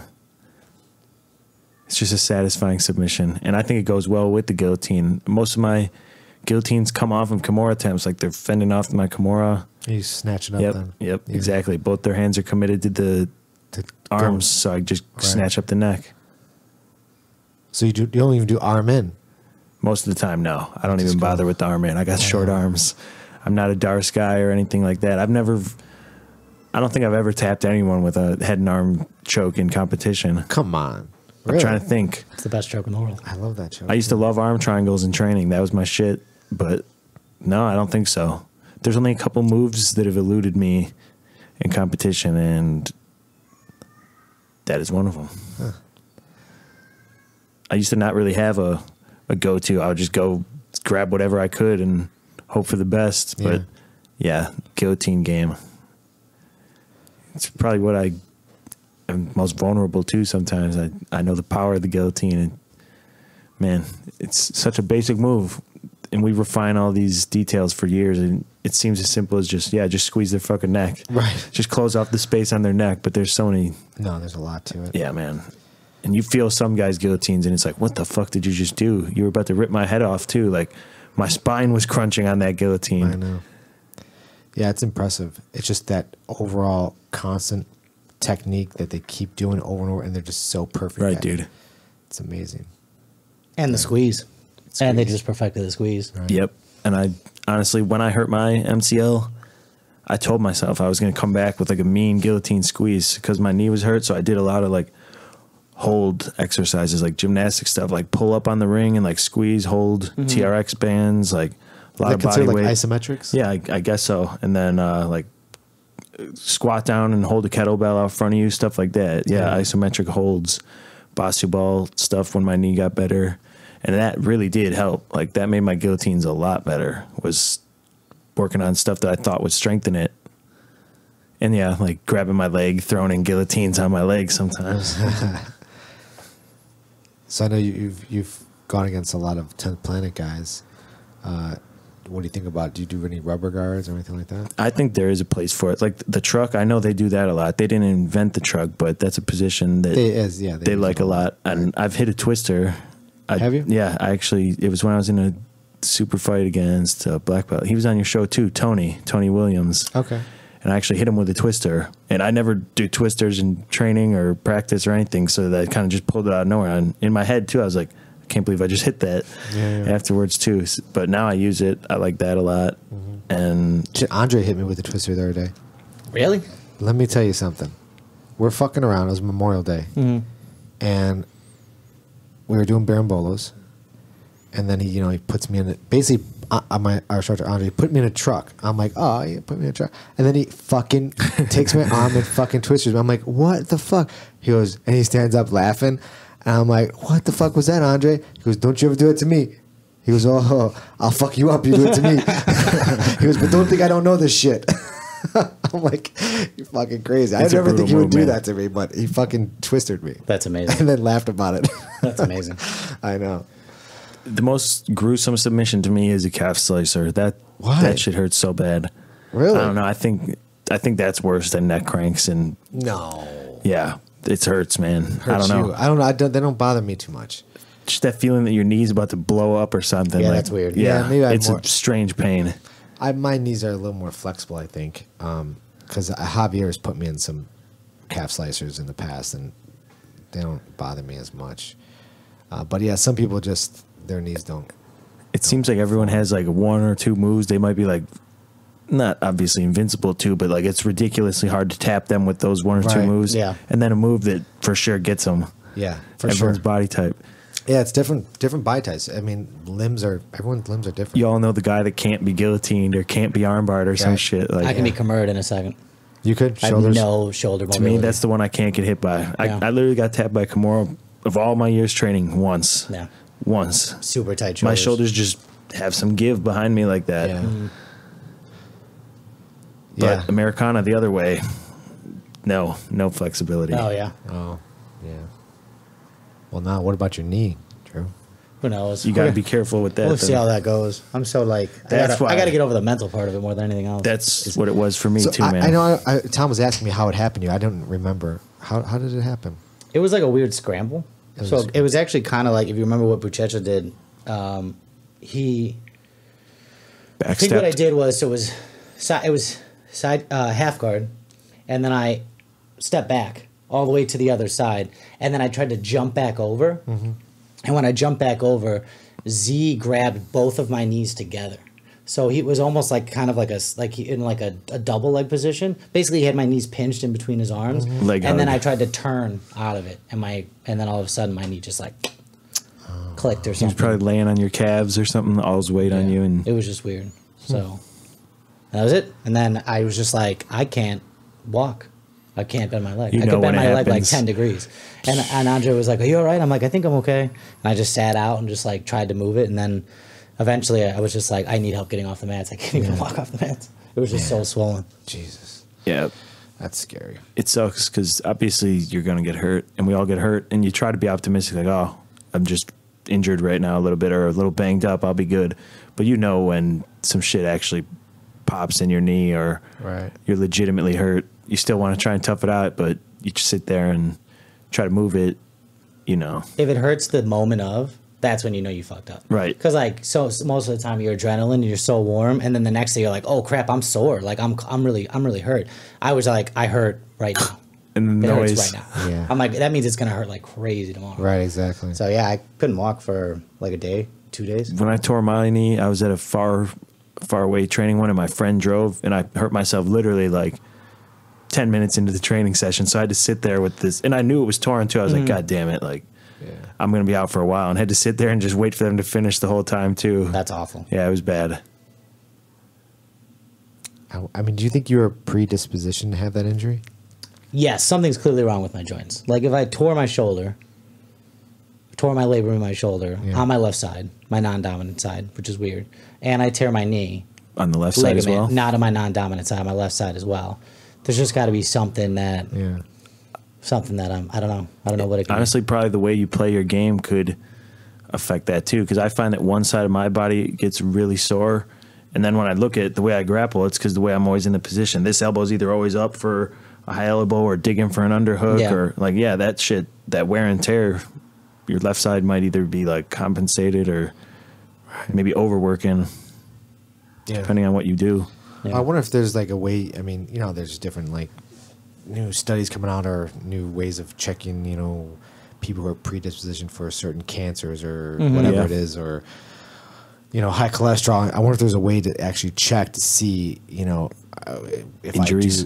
for injuries like MCL. Maybe. for sure, I was I super bet. like sedative as a kid. Like I was very much just like, oh, I just want to sit and watch TV. Right. And I feel like I just need to. I think that was my problem. Like I think like when I was supposed to be active and like getting bruises and like Right. getting dirt in my face and like doing all that stuff, I feel like there was kids out there like playing football, basketball, doing all these things, getting their bodies ready, and I was like, oh, I'm just gonna sit here and come. When did you start jujitsu? 4.5 years ago. Oh, really? Yeah, and What I got was you into doing. jiu-jitsu? I don't even know the story. Well, I was doing Muay Thai before. Okay. And I was really there. Like, I did the whole Thailand trip, and I stayed there for a couple months. And that's when I tore my shoulder. So a buddy of mine, Rob, shout out to Rob, he was just randomly. So we used to, I'll turn a little bit. So we used to, he used to work at Export on Belmont and Central, and he was into like martial arts and all that stuff. So he used to work the midnights at 7 o'clock shift. So we used to go in like 10 guys and like against the rules, like we weren't allowed in. None of us had memberships, but we would just set up like mats and just train like in the cardio area. And then like he'd make us all free protein shakes, and then like we'd leave. But we did that for like a long time. Just we used to like watch the Eddie Bravo DVDs and just try new stuff. And we'd have like mock like fights like there too. Jiu-jitsu fights or MMA? It was jiu-jitsu. It was kind of like the original Kumite rules. Like there was an old association where it was like no punches to the face, but like kicks and punches, everything else was legal, and all submissions were legal. Okay. And so we used to just go and just beat the shit out of each other. And then we went to Thailand. So I got away from like all the jiu-jitsu and all that stuff because we really got into the kicking and the punching. Then I tore my shoulder, and I was like, like high impact's not good for me anymore, so I can't be doing that. And then I was like, okay, well, I've always loved jiu-jitsu, so let me go try to figure it out. And I went to Josh's place. Do you know Hybrid Martial Arts? It's one of Andre's affiliates, Josh Bullock, Julian and Julius, the two brothers. Black eyes, bald head, beard, they look exactly the same. No. Anyways, I went there with Fonzo, Andre's first black belt from white to black.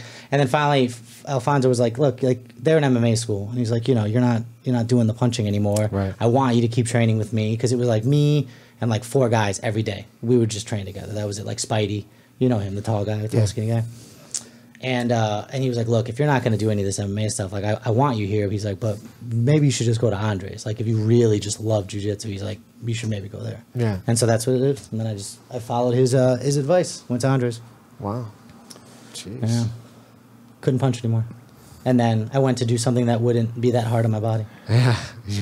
Tore my knee apart. Yeah. It's not the worst thing in the world to not be getting struck in the face. Yeah, that was the other thing too. I was like, I actually need my brain. Like my job requires kind of being all there. So I was like, I probably shouldn't keep getting it in the head. Yeah. So what are they doing now? Ceremony? Yeah, as soon as the finals are over, they put him up on the put him up on the podium. Man. Can you imagine what that feels like? Fucking just won Worlds. From 1 million people. Shit. Pretty good, but how would it feel if you won it on an advantage? I'd still be okay with that. Yeah. You're still the world champ. You're still world champ. I won the Chicago Open with no points. Really? Yeah. I won by referee decision. And I won my first match with no points. A penalty on the other guy.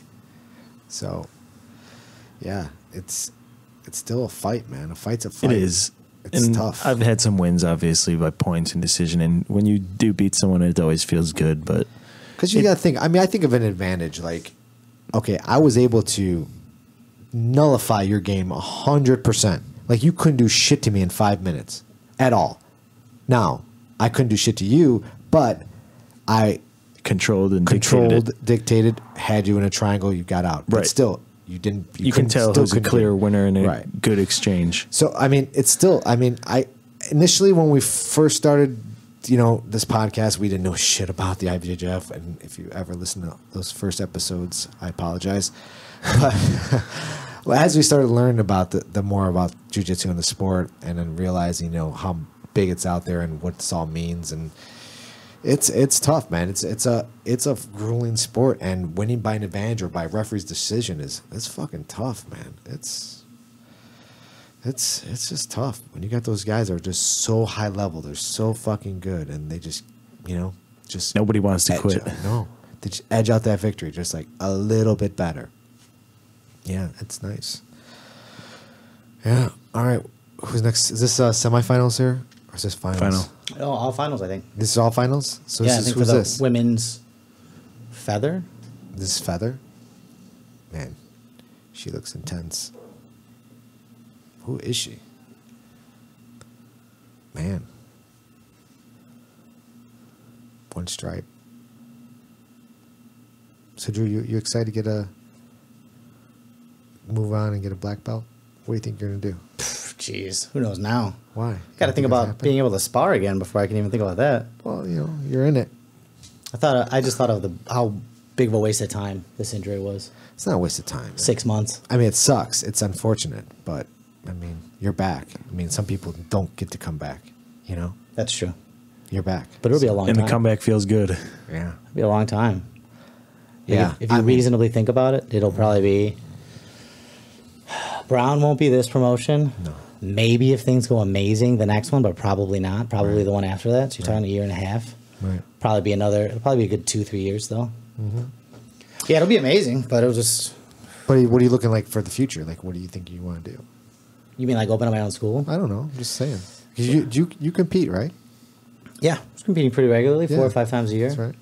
So I think the goal, I think now, especially when I first come back, and I know you and Paul were talking about it, but I definitely want to hit up some cities. Yeah. Go to Charleston, Yeah. Dallas, you know, some of agree. the Travel some of to those. compete. Yeah. That'd I be think awesome. I think that's the next step. I think we should all do that as collectively as a group. You know what I mean? Like, Like the Cincinnati one, look, 6 hours is not that bad. Like a 6-hour drive, and shit, we can fly. Like those flights are super cheap when you get them right. Yeah. $60. yeah. Yeah, I like to do like the one. I like to go to Texas. I like to do like, you know, an Austin one or whatever. You know what I mean? Go some places that I've never been to Texas. I like to go there. Yeah, I think that's on the docket for sure. Yeah. Wherever there's really good food, that's where I want to go. I don't know about Cincinnati. I don't know what the food is in Cincinnati. What the situation is over there. I don't know if Go. Ohio Cincinnati's is really nice. known for their food, is Right. it? Cincinnati's nice. Is it? I think I've been there. Food-wise? I've been there once. Is it just a bunch of like? I mean, it's not known for anything. It's not like, oh, they're known for their, I don't know, hot dogs or whatever. Right. I've been to Cleveland and don't ever want to go back. Apologize to the Cleveland fans listening. And Sorry. there goes a couple hundred listeners. But no, I mean, I like to eat really well, so I like to make sure that wherever I go, there's like options for food. Going to the South, in the South, I go to New Orleans. there was like a Charlotte one. Yeah, I do That's Charlotte. good. Charlotte's for sure. known for some food now. Heck yeah. Yeah, Boston maybe, right? We go to Boston. Go where there's an affiliate. We have a place to train. Yeah. They'll hook us up. Maybe not with a place to stay, but Yeah. let us know what's good. I mean, we don't have an affiliate in Boston. We have an affiliate in Connecticut. We can go there. Yeah. Yeah, I'm down for some traveling. See Leo. See Leo. 6th ranked Master 1 black belt. No big deal. No big deal. No big deal. Yeah. I could see how, I was watching, what was it, the NBA? Is the NBA finals on right now? Yeah. I think so. Right? So I was watching, I don't know, I was at a client and they had it up on the TVs. And I'm just like watching it and I'm like, man, this is interesting. Like they just shoot the ball in the basket and everyone cheers. And it's like, you have this one standout guy on each team.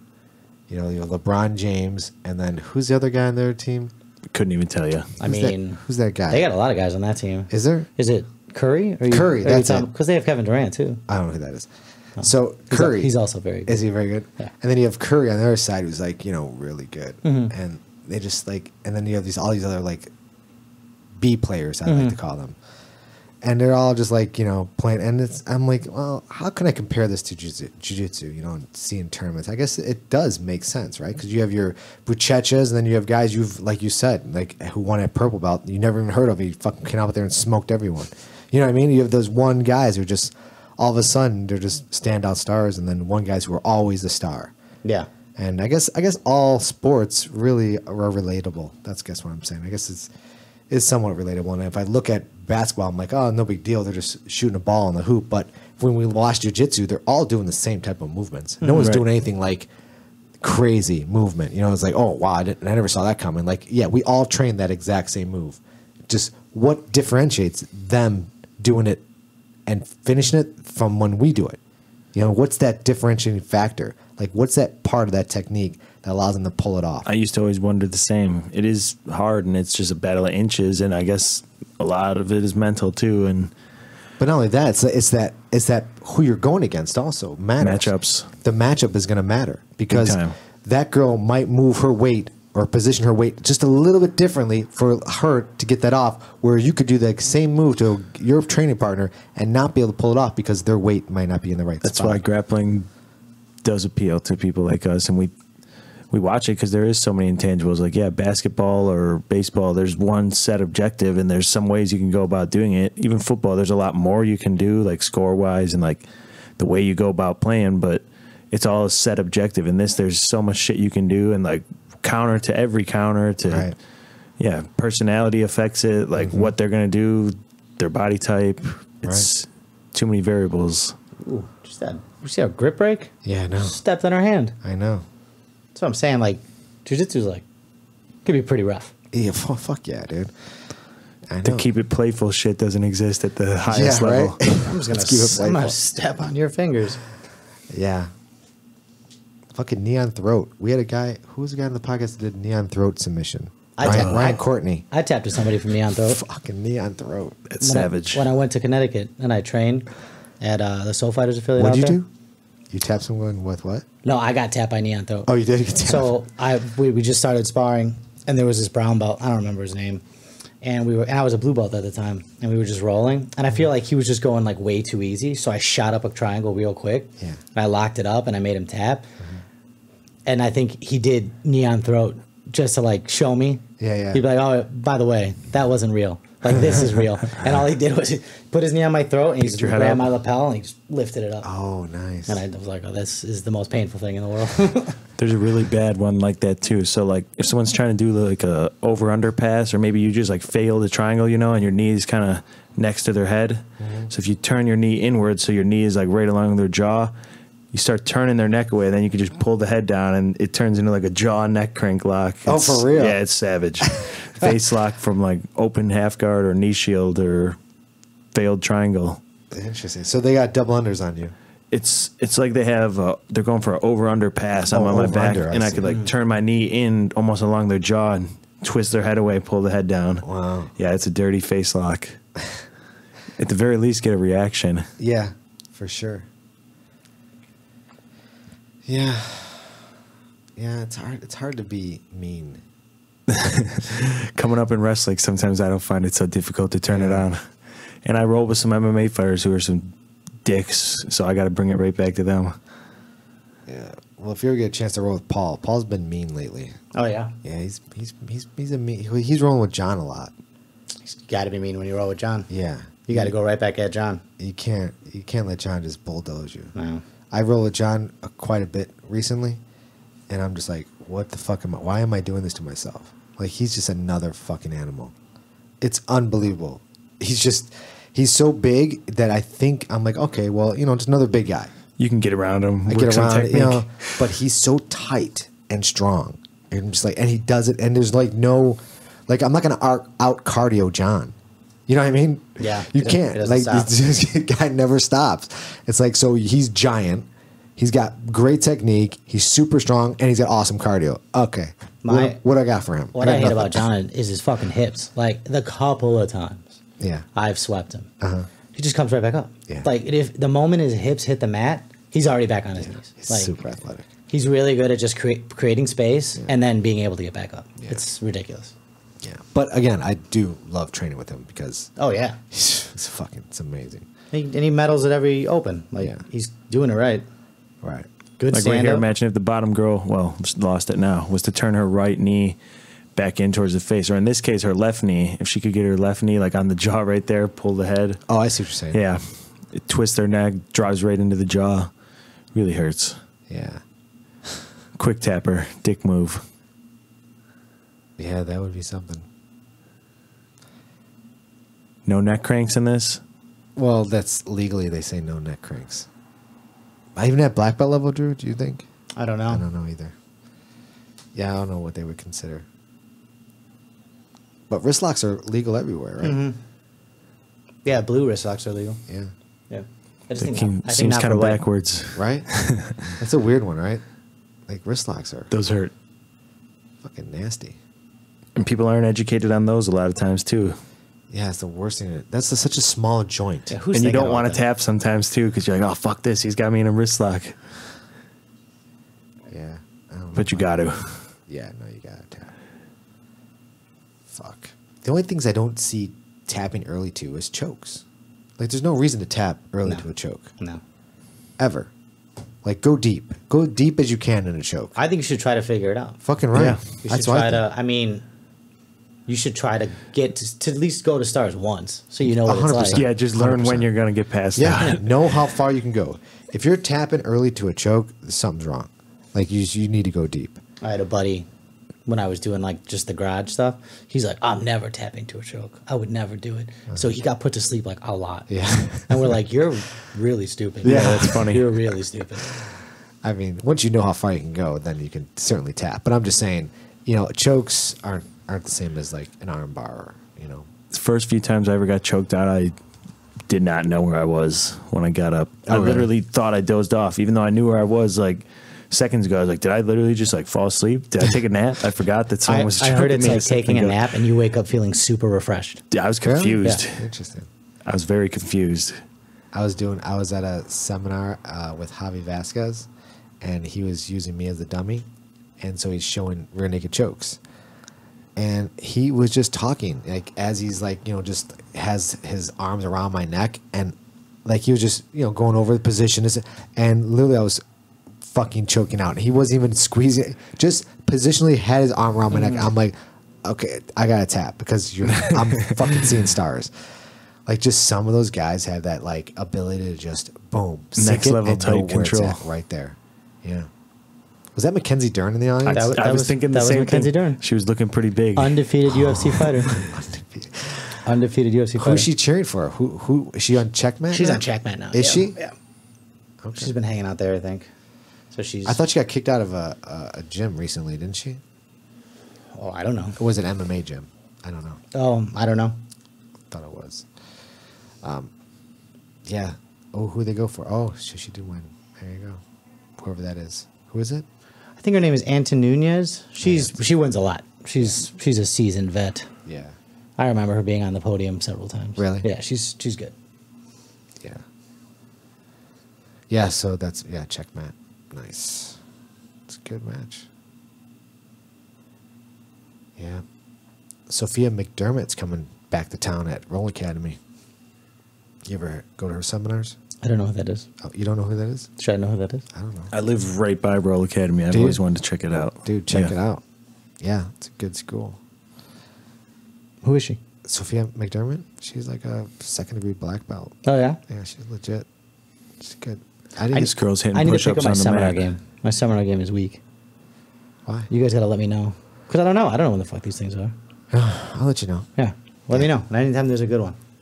Yeah, What did I'd Paul like just go to? Paul just went. Didn't you guys just go to? Paul one? went to Craig Oh, Jones. Craig Jones. Yeah, like I'd I go didn't to that, one. even though I I'm, couldn't go to that one, but leg locking illiterate. I'm sure that's not the only thing he talked about, but I think it was the only thing he talked about. oh yeah, It's Craig fucking Jones, bro. I know, but still, Yeah. So, but I mean, you're still gonna get a lot out of that. Somehow. yeah, I'm sure all the positional stuff. Right. How many of us It'll knew go Craig well. Jones a year ago? Yeah, none of us. No, It's crazy. Just one big performance and you're a But star. he's still performing. It's like he kept Oh it yeah, up. yeah, for sure. He blew up. Yeah, which is good. We need a bit more stars. Definitely. Stop talking about all the Gordon Ryans out there. He said he's gonna be ready to compete in the gi next year. Isn't he going to try to do MMA too? No, Gordon. I thought so. that's what they said. His eventual goal is MMA. That's why he just posted something the other day. He was like, "Oh, Probably be pretty my good at it." my thought. I know you guys are thinking my thought process is ass backwards. Because why would I go no gi MMA? Right. Like why wouldn't you do gi no gi MMA? Right. And he was like, "Don't worry about it. Like Yeah. it'll be fine." That's basically what he said. I'll be all right. Well, I think the gi train is important for no gi. I can't. I mean, coming from a guy who strictly did no gi, and now I do majority gi, and then when I take that gi off and I do no gi, it's like, it's unbelievable. I think I'm better at no gi now than I ever was. Oh yeah. Yeah. I was telling Tom that, man. A guy, it's your caliper. You throw that gi on for a year. Oh my god, dude, you're gonna be unstoppable. Yeah, it's like swinging a baseball bat with the weights on it or something. Exactly. It's exactly right. It's exactly right. You're not even know what to do anymore. You're gonna be like, There's a lot of things that have prevented me from putting a gi on and doing it, but it's going to happen. it's got to happen. Come on. I want to learn some judo tosses too. Got to put the gi on for that. For sure.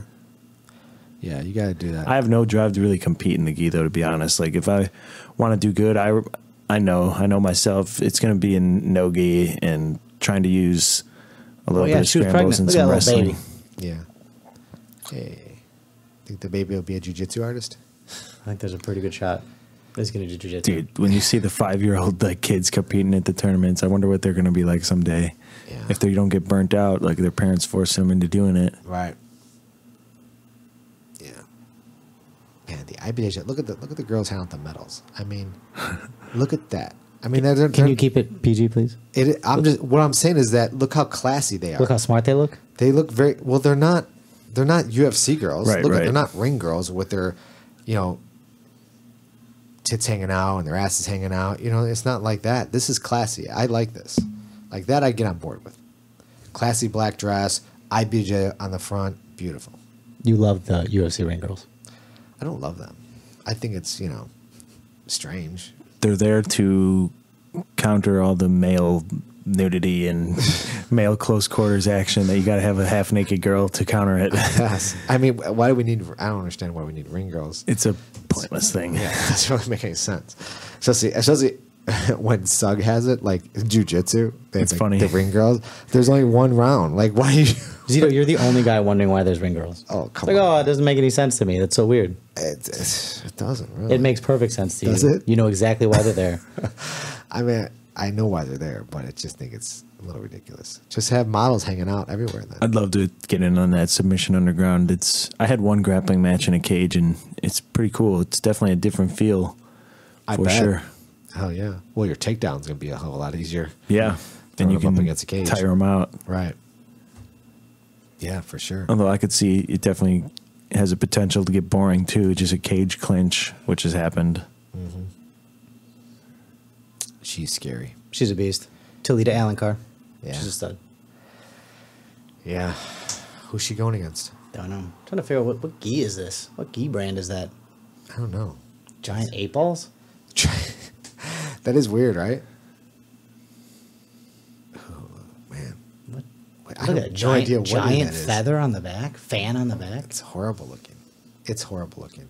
Whatever that is, I would not buy it. It's just obviously so specific. Yeah. Like it's so not like that can't be a unisex gi. Like that's got to be a woman's gi. I don't know what that is. It's 8 balls. Why would you want 8 ball? Here you go. AP gi. There you go. That's a nice gi. Were you trying to get sponsored? Yeah, exactly. Hey, nothing wrong with AP. I'm a fan. I wanted to get one, and I just told you I was killing myself. I couldn't convince myself to buy a gi when I knew I wasn't going to be doing jiu-jitsu for a couple months. I think I would buy more gis. I think I would just do to something make too. myself feel better. I'd be buying everything jujitsu No, if I was couldn't. off. I'd be like, I just gotta buy something and then maybe sleep in my gi. I would be doing stuff like that, Drew. You didn't sleep in your gi? Not one No. time? I put on the gi pants once just to you? hang out. Yeah, yeah. Like to hang out in, and then Melissa laughed at me and told me I looked ridiculous. She's With like, your rash guard on? why do you have those on? Did you have your rash guard on too? No, t-shirt. Just t-shirt? Yeah. Why do you have those on? Just wear sweatpants. It's like, God, I'm struggling over here. Can you just let me put these on? She can't appreciate it, huh? Not yet. Is her career over in jiu-jitsu? She said she's coming back. I say, Oh, I really? call her shit though. Really? Yeah, I can't imagine. Interesting. We'll see. It'd be good if she comes back. She's nervous about like doing it before the wedding and then like getting hurt. That's what she's afraid of. I don't disagree, So, but yeah. I don't think anyone's gonna roll with her where she get hurt. No. She might hurt herself. You're not getting hurt. You know, you have to be but- an idiot to get hurt in jiu-jitsu. Right? I mean, I don't think she'd get hurt, but I would not want to be the one saying come back and then she get hurt and be my fault. So, I told her, I was like, oh, we should have brought gis. We could have trained like to here. yeah, And she's just like, she goes, oh, I would have. I'm like, why do you say stuff like that? Like, no, you wouldn't have. right, If we had gis right now, you wouldn't have trained. right. There's no way. Big long nails. Her nails are all done. Are they You're really? not, you're not rolling. Do you got a home space mat? No. No. She wouldn't allow that. What? She wouldn't allow it. She was like, oh, she's like, no, you're not going to do that. You're not turning our bait. I'm like, oh, I might do that. Right. I Why might do not? that. I mean, the fuck. No, I might. What do you mean you might? It's still in the works, man. It costs money. What, the mats? Yeah, it costs like $600 for like some Some decent puzzle mats. mats. No, I'm not doing those Oh, you're puzzle not doing mats. puzzle mats? No, I refuse. At least you could take them down, and you know what I mean. It still blows my mind that all the Brazilian tournaments still use puzzle mats. Do they? Yeah, they don't use. That is crazy. They don't use like zebra, like the rectangle mats. They still use the puzzle mats for everything. The 1.5 ones, or the I don't know bigger? the depth, but it just seems like, you know, I do like this type. it seems like The they would mats? the Velcro rollout ones aren't bad. This type, like the blocks that you put together, they're the nicest. Yeah. Yeah, I agree Yeah, but if you do like a 10 by 10, it's like $600-700. for sure. Yeah. Yeah. So, you know, let's be a little conscientious with my money. All right, I just didn't know where you were, man. You wear show your roll. I don't know. Those are, I couldn't even think of a fake brand name. Those aren't real. Those aren't real. Show your roll. They're the fake ones. Show your roll's not super expensive. I don't know why it has that expensive. They're $180. It's expensive. You can go to I mean, for some any of the people- brands are $180. 150, 180. It's all reasonable. I don't know. Are they all that way? Yeah, most gis are between 150 and $200. Most. You go to gihoarder.com. There's a gi on gihoarder.com. It's a show your roll. They want 8 1/4 for it. No, that's ridiculous. Your gi's probably gonna get expensive. I bet you that World Domination, whatever one you just bought. Yeah. Wait a year. I bet you can sell that thing for twice. Probably. Yeah, Yeah. but you won't. I won't. I'm gonna wear the fuck out of it. How many gis do you guys have? Oh, why would you bring that up? That's such a ridiculous question because Zito's gonna just be embarrassed. Yeah. I've got like 20 gis. He's obnoxious. I have a very reasonable number of gis. I think I have 5 gis. I mean, I 4 wouldn't gis. want to wash the same ones over and over and over, so I'd want a stockpile of them. Yeah. You know, I wash mine every night. I've got problems. But you have your favorites, you know, because you don't get the. If I was able to try on all of the gis before I bought them, I probably wouldn't have bought some of them. I disagree with that. Really? Do you think so? I 100% agree. Okay, name 'Cause I have my name your favorites. least favorite gi. My least favorite. Yeah, My least favorite would be. you're gonna throw out a brand right now. Yeah, I got to buy Just a brand. remember those sponsorship money's going out the window. I know, right? So the problem is that all gis aren't Created the same. equal. Yeah. Well, they're not the same. Some use different. You know, some use ripstop pants, some use cotton pants. So you don't really know, you know, what's going to feel like and how it's going to fit you. There's a show your roll that I have that I wish I'd never bought. Which I'm one? sorry. Which one? It's the black with the red. Black with the red patches. I'm not sure where it came, which one it came from, but that one fits me. It doesn't fit me as nice, you know. But my Ruka show your roll. What size is it? You want some money for it? It's A0. I'll buy it off you. It's A0. I'll buy it from Mel. A0 She doesn't have her own gi. for real? What, you saying my girl's big? Damn. No, I'm just saying. it's a guy's gi. Would she wear a guy's gi? I don't know. Maybe it'll fit. I'm just saying. If you don't like it, Okay. what do you want for it? I don't know. We'll talk about that. We'll talk about it. I gotta get her on. 'Cause she wears my gis. I thought women have to wear like a women's gi. Oh, no, I don't think so. Doesn't I'm matter. sure I it don't might think be they make shaped a that little many. different. I don't think they make that many women's gis. I know War Tribe makes a woman's gi. They got that lioness gi, you know. And there's some War Tribe ones that I don't care about. The problem is that I was like in between sizes with War Tribe, so the A0, the one I fits me perfectly, but it's not comp. What's the one I'm trying to say? I can't wear it in competition. It's Regulation. not comp legal. It's not regulation. Why? Because the War Tribe sleeves. Oh, the sleeves. Are Oh, yeah, fucking you said that super they're like tight. tapered. They're tight Yeah, at, they're the, really at the tapered. wrist. So, but if I got the A1, it'd be a lot bigger on me, but then I could wear it. So I already gave away a bunch of those War Tribes because it's pointless. Do you guys cut weight? no. No, So then you don't worry about the weight of your gi. no. No. I'm done with that shit too. I hate doing that. What, cutting weight? It's stupid. Yeah. I've always thought this too when I used to diet and everything, like just because one motherfucker a long time ago decided to try and get that advantage that everyone else had to do it now. If no one would do it, we'd still be facing the same exact people, just everyone would be heavier. Like instead of all of us dropping 15 pounds, like now we're just weak, depleted versions of ourselves. We could just not do that and we'd still be facing each other. I agree. It's so ridiculous. It makes no sense. It made sense when people were first trying to do it. Then when everyone else caught on, it's just a pointless thing now. Right. Plus, you're supposed to go out and perform at your best, but you're going to sap your energy and fucking shock your body and then try to perform. Yeah, I don't understand why they still do that, and I don't know why no one is stepping in and saying, "Let's stop doing this. Fight it, or add more weight categories." You know? Like especially for the UFC. Like, seems like right now they're doing all these like crazy fights of like, you know, champion or all these fucking champions, like interims and this and that, and they're giving people, you know, fights that are just hype trains, you know. So might as well add more weight classes. Add more weight classes. Then people aren't cutting weight as much. You'll have multiple time champions. You'll have a guy who's a 155. He's also a 165. He's also 175. You know what I mean? You're going to have all these guys doing all these crazy things because whatever reason. And then you become an entertainment sport like the WWE. Speaking of that, I would like to see George St. Pierre get a third belt if he actually is going to go to 155. That'd be some crazy He's stuff. never going to 155. He said he's more interested in that. He's fucking crazy. Come on. You calling him a liar? I'm saying he's got brain damage. Yeah, he does, but He's seeing fucking aliens. he's going to have to still. drop some muscle to make that weight. Yeah. Dude's huge. You see how big that guy's back is? Yeah, he was a monster at that Fuck. 185 fight. Jesus. Can you imagine 155? He'd be a good person to try and roll with, too. Back to that, who would you pick? George St. Pierre would be some crazy shit, too. Oh, yeah. For sure. This is a fucking hell of a fight, though. Jesus Christ, we're watching. They're going now. My goodness. For sure. Whew. Let's see it throw. It's exhausting.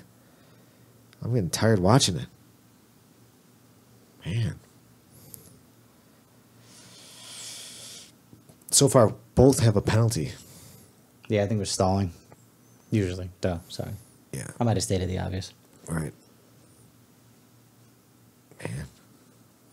This is what, like, neither girl wants to pull guard, right? They just want the takedown. And this is Yeah. where it gets kind of weird for me. It's like, okay, someone's got to pull. Like, let's not have a 10-minute standing battle Yeah, I wonder why. because they're both fucking dominating females. Here's where you bring in the 1 point push out rule. Oh, yeah, right? That would If work. I ever become a promoter, I'll be sure to include that. Yeah. Like, what would be your perfect rule set? I do like the ADCC that has part submission only, part points. That's a good way to do it. If you can't finish the guy in your time, then I guess you that get a was a chance lot to of play your hair. point game. It Sorry. kind of favors both. Yeah, but it also becomes a standing battle the first 10 minutes. It is really boring when that happens too. They're not even trying for takedowns. They're not. just pushing, hand fighting. Exactly.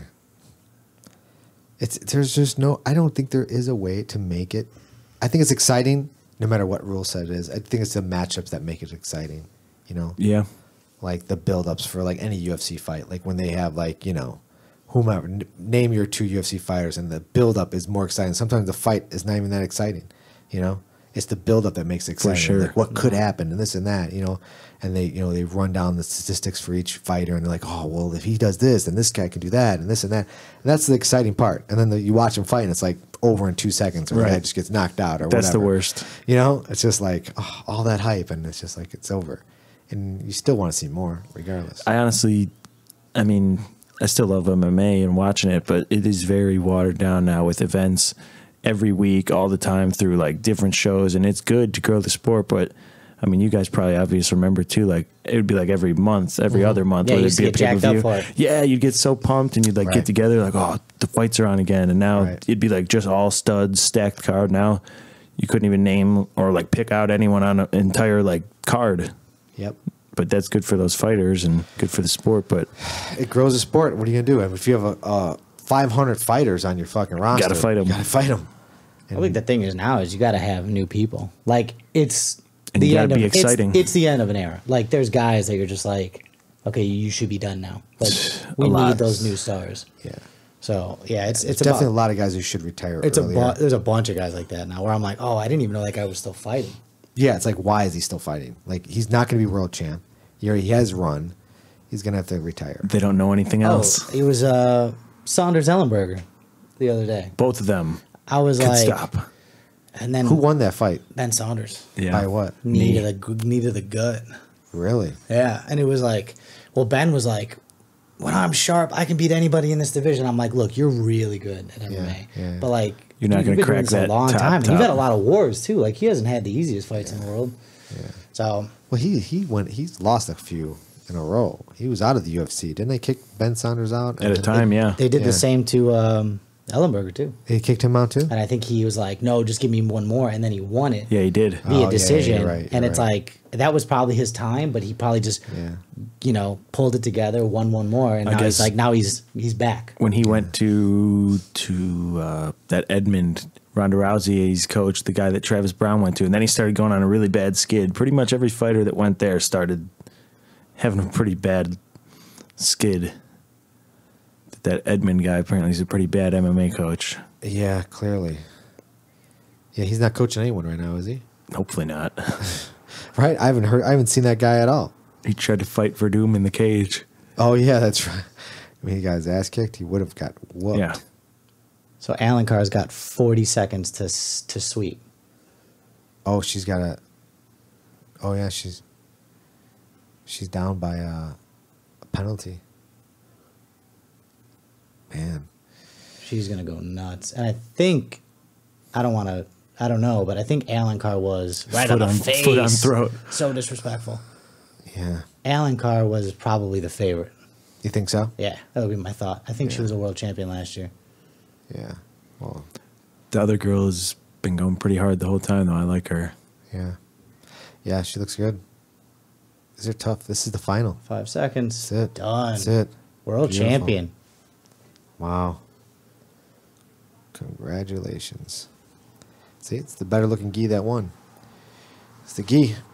It must be. It must be. What else? What else do you? That's what I. Associate that with? Not her skill. Definitely not the conditioning. No, it's It must be the gi. Well, that gi helped her for sure. I wonder what. Wait. Well, I wonder what brand her belt is though.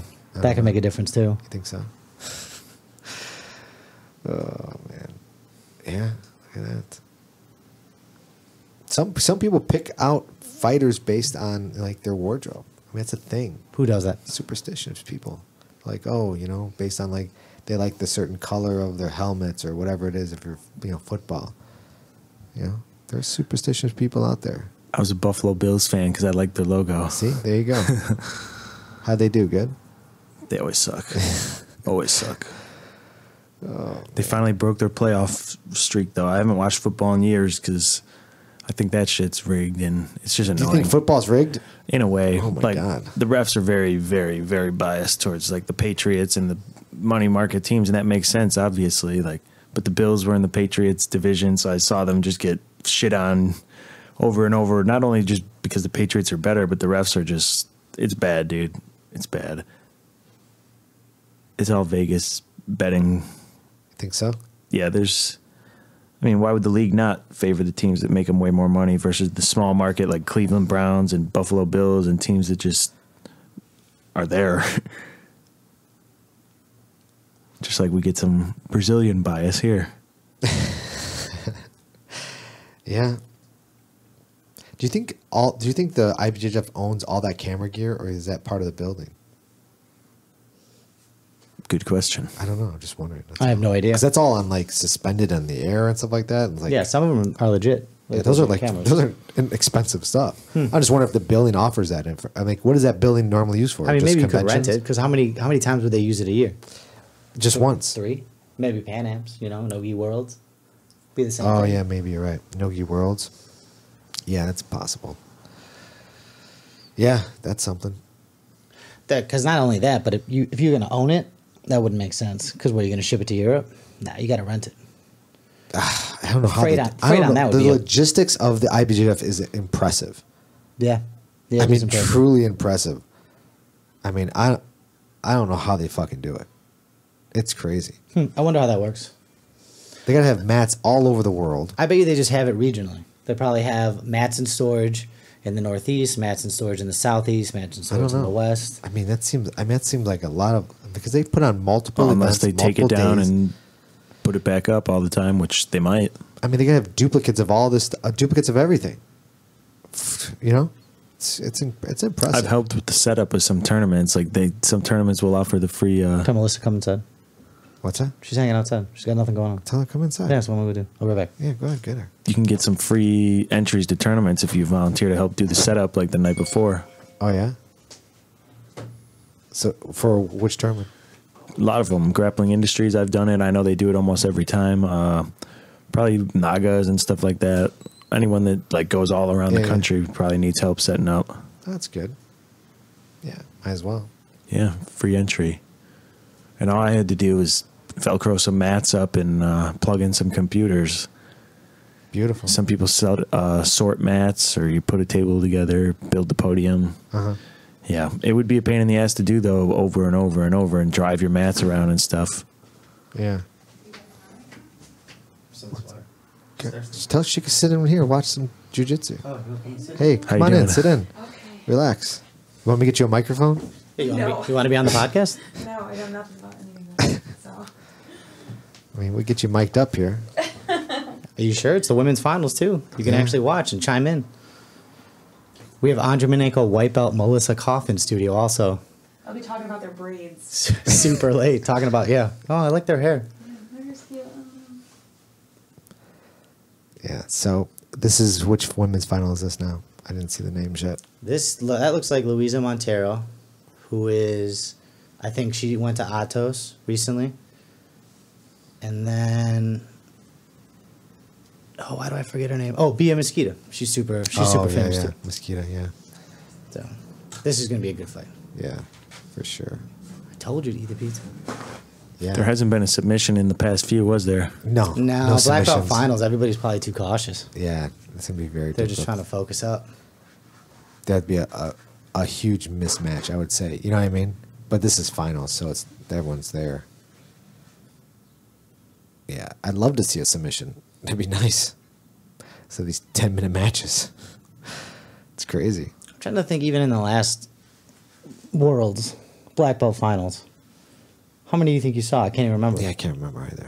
I only remember one. Who? Arguez, I thought he knee-barred somebody. I thought he knee-barred Tinoco, and that was the final. Maybe I'm even wrong, though. Yeah, I don't know. Yeah, when it's all on the line, man. Yeah, they just go for Especially pass, with how close position. the matches get. Right. Because when you're going for a submission, you know, you're leaving yourself somewhat, you know, exposed for a counter, you know?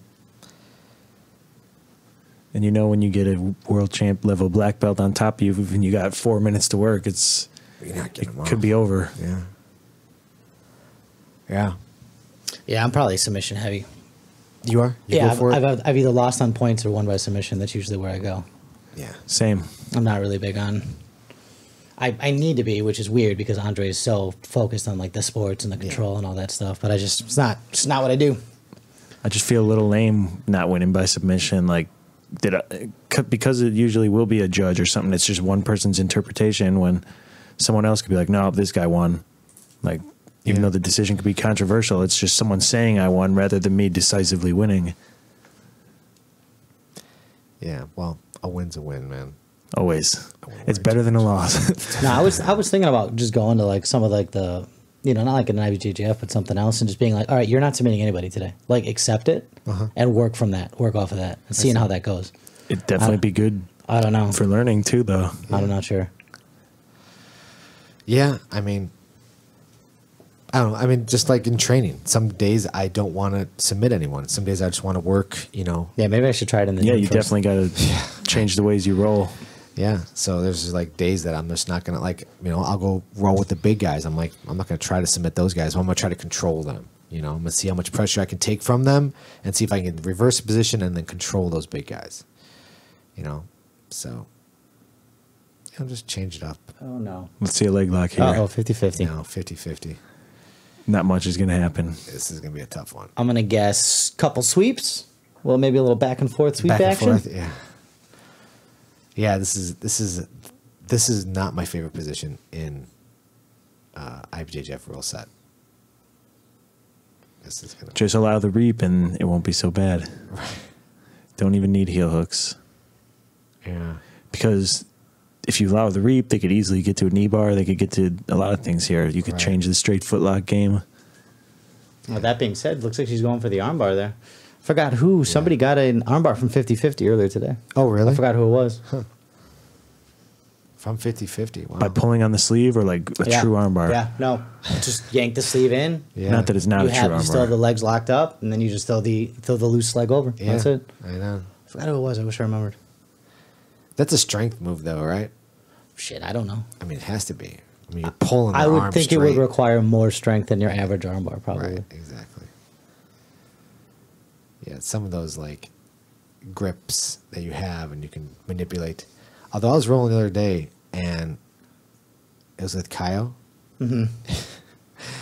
and he literally just like I was in a normal position to where I would be like I felt comfortable, and he literally just shoved my head to the other side and made me release my position. I'm like, what the fuck was that? Like, you know, just shoved my head to I was looking one way, and he just made me look the other way. And I completely had to let go of my position just from doing that.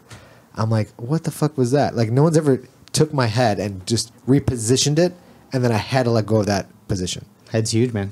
It's so big. It's the same thing in wrestling. Where the head goes, the body goes. You Right. just gotta, But I've never had someone manipulate 100%. my head. Like, literally grab my and then turn. And I'm like, I can't stop him from moving my head. You ever do that, Tom? You know what I'm talking about? I've never felt that type of fucking strength. It Just was fucking grabbed weird. your head and moved it. Yes. It was odd, but I appreciated it. And Some people have that just gorilla power, man. Like, Yeah. they can't be taught. does Kyle have gorilla power? he's got good technique, that's for sure. I would think his technique is better than his gorilla power. I would think so. But I also outweigh him a lot. So. You do. Yeah. But yeah, it was interesting because I'm like, wait, what the fuck did that just happen? That's interesting. I wonder what he did. Yeah, it's Like, what was his thought process behind? I don't think I've ever grabbed anybody's head. grab my Like, head. I'll move a head, like, to a different part. Like, No, he just turned my head. Yeah, just to turn it is interesting. It was like I had to let go. was he trying to, like, No. just snap your neck? Oh, maybe. Like a submission? Like in the movies? Yeah, possibly. Should I be worried now? Yeah, I think he was trying to kill you. I don't even think it was jujitsu. maybe. What's You might be dirtier, right. neck cranks or heel hooks? Neck cranks, 100%. I can't. I don't. I was going against Mike over at 10th Line Lombard, and he's a catch wrestler, you know, and so he's like trying to submit me, take my back, and this and that, and he couldn't like rear naked choke me. So he compressed my head Oh my God. down into my fucking body, like stood over me while I was sitting down and just pushed, and I obviously tapped immediately, and I'm like, what the fuck was that? Sitting in guard?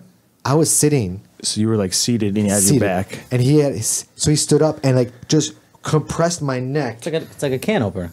a reverse can So opener, like laid on your head. basically. That's and I was crazy. like, oh, I got tapped. He goes, sorry man, I just couldn't tap you out with a rear naked choke, so I just did Chest that. compression. I'm like, what the fuck? Thanks, bro.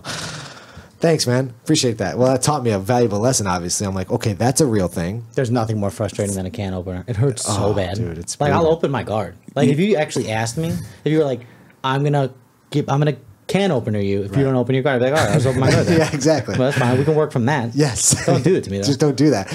Yeah, I'll just open my guard, and then you could do whatever the fuck you want. That position you were describing, though, like I've wondered this because I found myself there before too, like where the person is like seated and I don't have my hooks in, where I'm almost like standing over Yeah, them. standing over them. And the guy's legs were bent. And this was back when I was doing MMA, so it was MMA sparring. And I know you can't knee on the ground, but what if you took their head and just pushed their head into their own knee? Like when they're in that position right here, just Right. smash their own head on their own knee. Oh, is that kneeing a downed opponent? I don't know. Would it be? I can't imagine I would say I can't no, imagine it would be. From the position I had it in, I totally had the leverage to do it too. Right, It was a right. long time ago, and I was like, I wonder if this is a thing. Should have went for it. I was never one to throw knees in training, although some of my asshole peers did. Lucky I didn't lose some teeth. Yeah. We were real meatheads when we were younger, dude. I had some backyard fight clubs when I was younger, Oh, and really? just stupid. We'd just beat the shit out of each other in backyards with the 4-ounce gloves, and luckily no one really got hurt. But Did you like wrap up your hands and everything like that, or no? no, we put just the gloves threw on some Dick's Sporting gloves, Dick's Sporting Goods gloves. Did you and guys have like a makeshift ring or plywood? we actually fought in a cul-de-sac. A So that was cul-de-sac? our ring, yeah. Oh, really? Yeah. Like on the street? On the grass, and then concrete was out of bounds. Oh, wow. Yeah, it was some funny shit. Eventually, I just became the matchmaker, though, and I would like pin other kids from high school up against each other, and it'd be like wrestler versus fucking some other kid, and it would usually just ended with a wrestler choking someone. Did you film these? Are these Yeah, on YouTube actually, somewhere? they were on YouTube for a long time, and they got taken down because the kid who ran the channel was helping someone from our high school who's in the NFL now try to get like scholarships with his football stuff. He's like, I should probably take these fights down. So you took them down. Yeah. What's funny though is our gym teacher, who was my wrestling coach, I walked in on him like in his office watching all those fights once, and he'd like make fun of the fucking students and like talk shit about them for really? the fights. He'd be like, "How'd you lose that fight? I saw your backyard fight." Yeah, it was some goofy stuff, dude. That's funny. We also used to do team submission fights. So it's like that quintet thing we were talking about, but a primitive middle school version. Like, all right, yeah, you could kick and punch, and whoever stays in just stays in. It's like 5-on-5. Oh my god. Yeah, we were ahead of the curve with the team brawls. There you go. You guys were pioneers, didn't you? Right. Have you guys ever seen that team MMA fighting?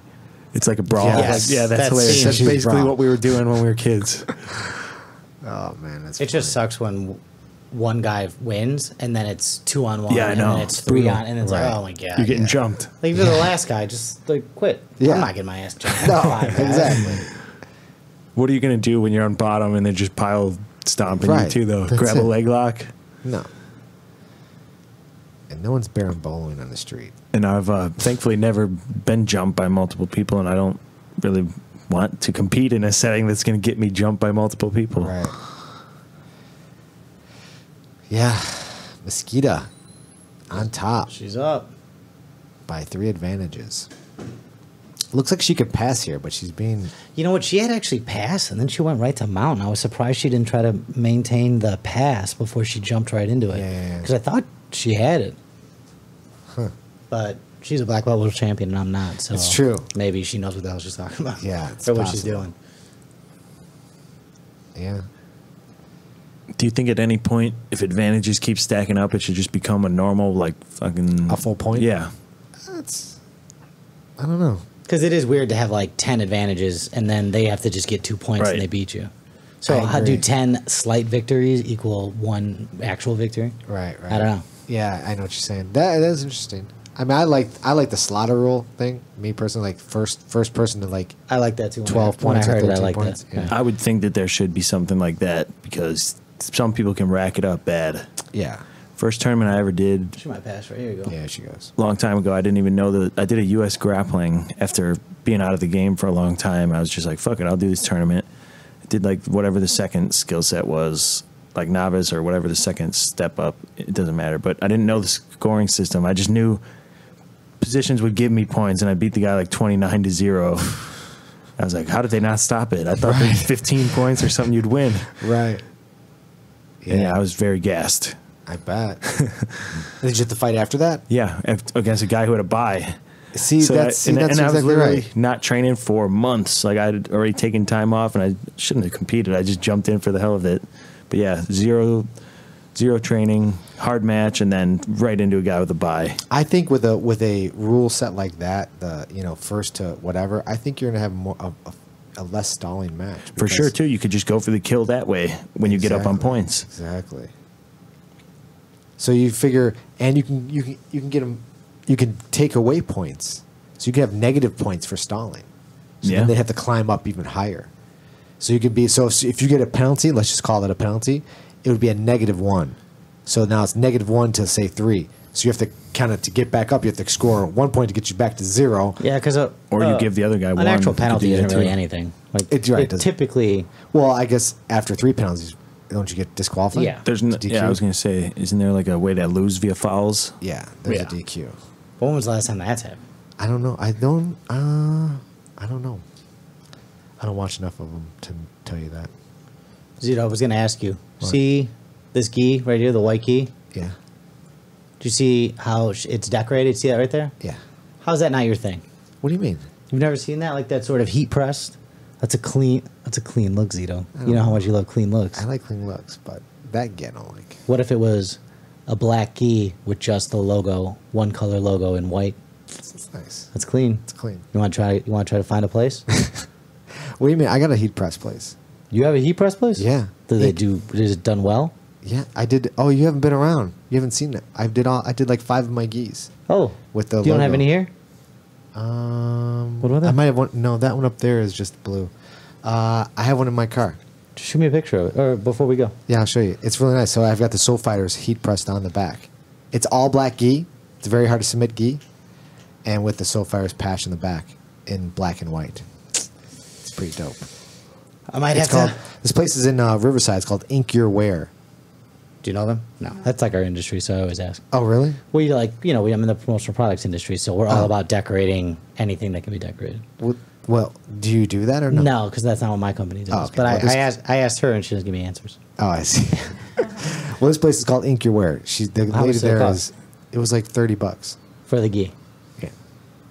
Yeah. We gotta talk. But that's because I want to get all my gis. She did the artwork for me too. But once the artwork's I done, don't need that. you go. A few of our teammates went there already, and it was like $10 to do their gi. $9, I think it was, to do their gi. I'm gonna do that. Yeah. I'm gonna do that crazy. Does this girl have Changing. dreadlocks? Oh, she's good. She took third. Ferret. I forget what her name is. Pereira Ferret. She's a beast. She was brown belt, first year black belt. I wonder how much those get in the way. Yeah, that's crazy. Super good. She's super good at jiu-jitsu. Yeah. I forgot. Somebody from the gym knows her. That's Nick Mitra's girlfriend. Well, she's sponsored by Just Roll. Wait, are you being serious? Yeah, I'm being serious. Yeah. Like his actual girlfriend? Yeah, his actual girlfriend. His actual girlfriend's really good at jiu-jitsu. Yeah. She beats him up. How about that? I would bet. Yeah. I've actually never rolled against Nick, but I just know he's not a world champion. Or It's he's true. not on the podium of the world. He's not. That's all I know. But his girlfriend is. So there That's you go. awesome. Yeah. Peretti, right? Something like that. Yeah. Oh, man. That's it. So what's next? What's our next fight? Do you have a code on this? Oh, yeah. But I think I'm gonna have to wrap it up soon, guys. I know. How long have we been going? I don't even know. You know what? It's 6:30. This is the problem. Paul usually does this stuff. He like tracks the time. He's like, okay, we've been going for like an hour now or whatever. Well, 6:30. I got here at 3:30. Wait, it's been 3 hours? No, we didn't start right away because I was still working. Oh, 4 maybe. I think we started at 4, right? So it's Probably been a around couple then. hours. It's a long Yeah. time. What time you gotta get out of here, Tom? Probably like 6:30. Oh, okay, so we got another 15. Let's do another 15 then. Let's do it. Who's on Wrap deck? it up. I don't know. I'm trying to look at it right now. Anna Carolina? No. Oh yeah, 4:15. They're in California. Yep, that's just next. So it's still the women's. Yeah, they're gonna finish up all the women's matches, and then the men's finals. Crazy. It's a long tournament though. Fuck, it's long. That's part of the grind of tournaments. Just especially these multiple day ones, you got to be able to keep going. Yeah, right. At least these aren't back to back to back to back like smaller tournaments. Having to just do match right after match after match. They get some time. To breathe, yeah. Yeah, that's nice to get some time. So Raquel Canuto. Oh, that's Canuto's wife. There you go.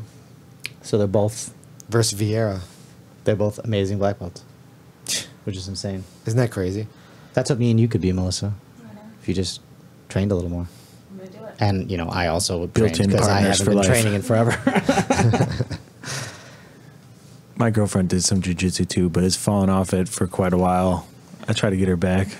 Well, technically, Melissa didn't stop. I hurt my knee, and then she just didn't want to go on her own. That was the only thing. So I guess it's my fault that she stopped. Although when you were there with her, you were kind of mean. Yes, I was mean. Maybe? Because everybody was being super nice to her, and nobody was super nice to me when I started with Andres. Everybody needs... Andrew's like, submit her, get her, take her back, choke her out. I'm like, dude, We've already talked about this on the come on podcast. now, bro.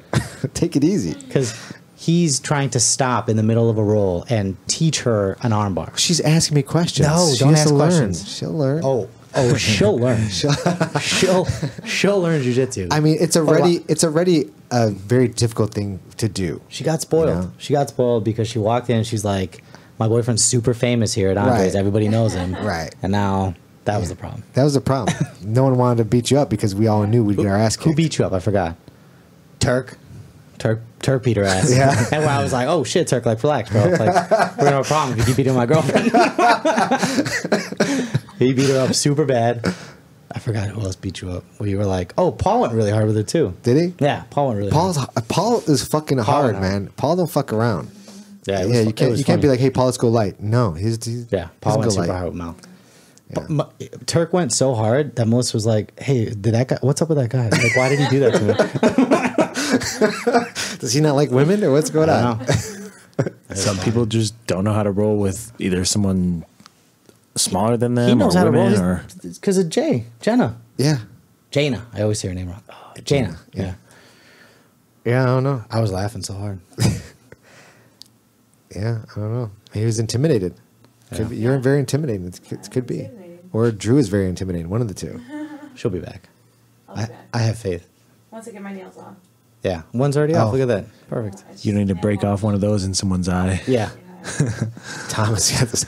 Yeah, Tom, I'm you're so nervous cringing about your thinking eye, about man. it. Fuck. Dude, I'm nervous every day now that I'm just gonna like walk into like a tree branch or a bug's gonna fly in my eye or anything's gonna happen to it nowadays. You missed the story, man. He's got bad eyes. Yeah. Let's just say he's been poked a lot. I've been A lot. cursed. He's been cursed with bad It's like eyes. they're a target for real. Like I've never met any fighter, boxer, or even people who are getting hit way more than me that even had like half the eye injuries as me. Although I did get sort of need hit. I don't know what happened to my eye, but now after that, months ago, I got floaties in Yeah, my man. eye. I didn't get talk to you those. after that. Did you go and see an eye doctor? I did. Okay. And they said, "Oh, give it a few months, you won't see the floaties anymore." And then I get flashes of light on the left side. I still have the floaties. It's never gone away. But the flashes are a big deal. The flashes are still there. If you get flat, Yeah, that's Still not there. good. Still see I flashes. get that though, and I've had it for a while, but I think it Just means at dark. yeah, did you you go just to a got normal place? Did you go to like a weird place? I went to a legit like an whatever optometrist. Yeah. Yeah. I there's used to work in an optometrist optometrist and office. ophthalmologist. Ophthalmologist. That's what I went to. Flashes of light are bad. No, they said they gave me a whole pamphlet on it. They said I used to work there. Flash. I had a guy come in with flashes of light. A week later, couldn't see out of his eye. Shut up. Yeah, because he was like, "Oh yeah," like they're just he didn't say he saw flashes or something like something happened. Well, I where- told her I see flashes out of my eye, and then I have these floaties. These Did they little check your blurs. retina to make sure They it wasn't checked it detached? out. They Yeah, did it. They did it. It's Alright, hard though just because making sometimes sure. they can't tell an eye injury unless it's like severely aggravated or something. Because your eye actually does heal like faster than anything else in your body. I don't know, maybe because it's got so many nerves or something. But like when they would check my eyes out, they wouldn't even be able to tell unless I came in with like a freshly torn eye, like somebody just poked me in the really? eye. They couldn't see it. Huh. So yeah, I don't know. Maybe you got some pressure. Or So you think there's still? I should still go back and see. maybe. I'm just- But I'll be I've had a lot of fine. problems, and they'll go check me out, and they'll be like, "Oh, no, you're fine." good, right? Well, I'm like, "That doesn't feel fine. I still see specks and all this." I mean, if they checked your retina, I would say She checked it out. Did they do you the like pressure blast, like a little air puff in your eye? Yeah. And they dilated my eyes. I used to do that to people. My favorite thing to do. Oh really? Oh yeah, I did What a it. job. Why?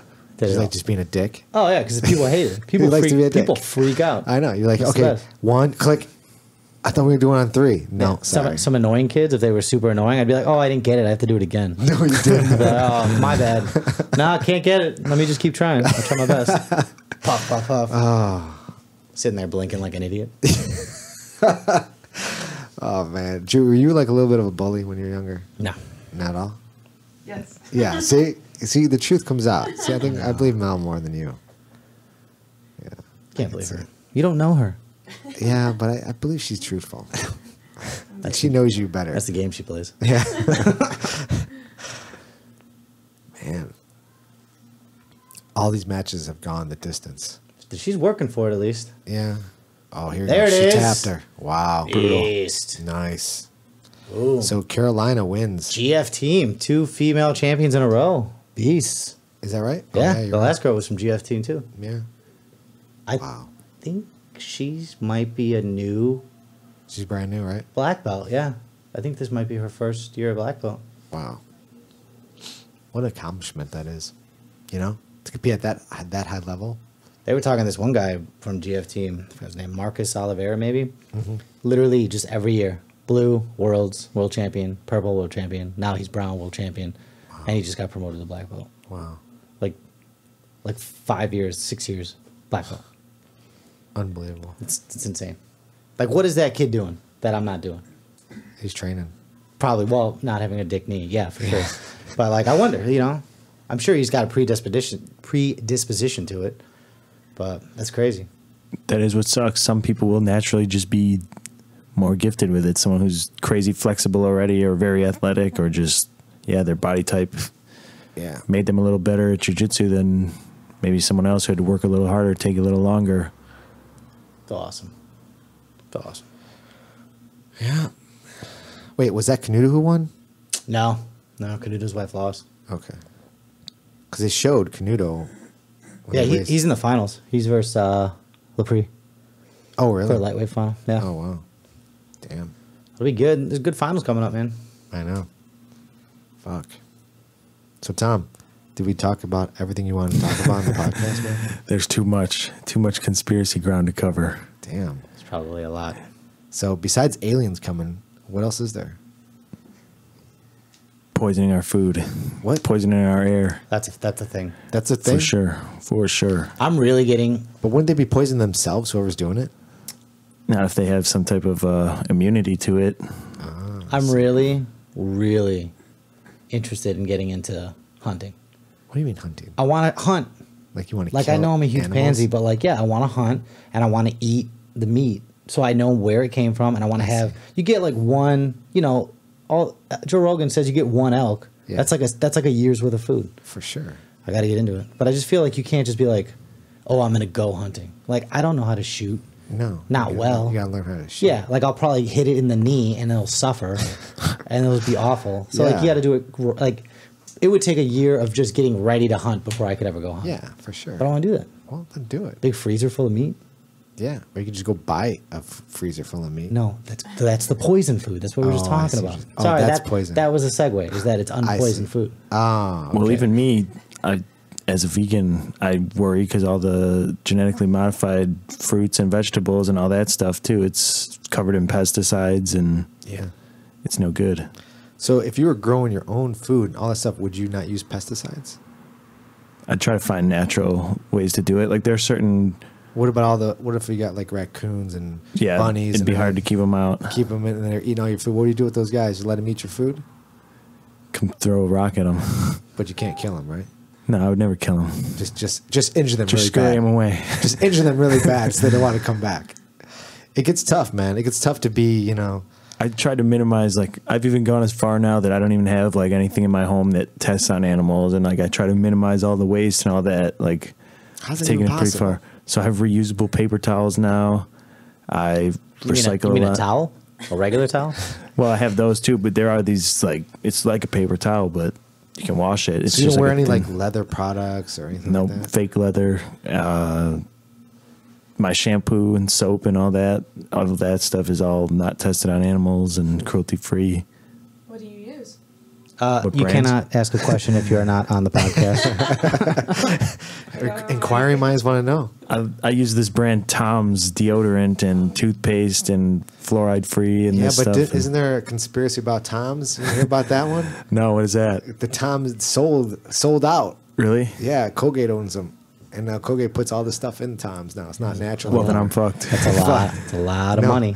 Everybody has good intentions until There's they a- offer you millions and millions Right. of dollars. Millions of dollars. Tom doesn't own Tom's They're anymore. like, I was good for enough time. Right. It's owned by a big company and they didn't release it. I think there was a class action lawsuit against them. Did you for wear the that. shoes? That's terrible. What? Did you wear the shoes? Wear the shoes? The Tom shoes. No. Tom's shoes. And he's Well, got I didn't know there was sunglasses. Tom's I think shoes. it's a different brand. Oh, it's is the it? same thing. Oh, am No, I it's thinking not. about something else? Yeah. I mean, there is something I thought called that was the one Tom's. like where you buy soap and then they give a poor kid shoes. No, if you buy shoes, they donate a pair of shoes. Oh, Yeah. it literally is just a It's shoe a brand. different shoe brand. I did not have the shoes. And then they have sunglasses and stuff like that. They give sunglasses to kids out in Africa.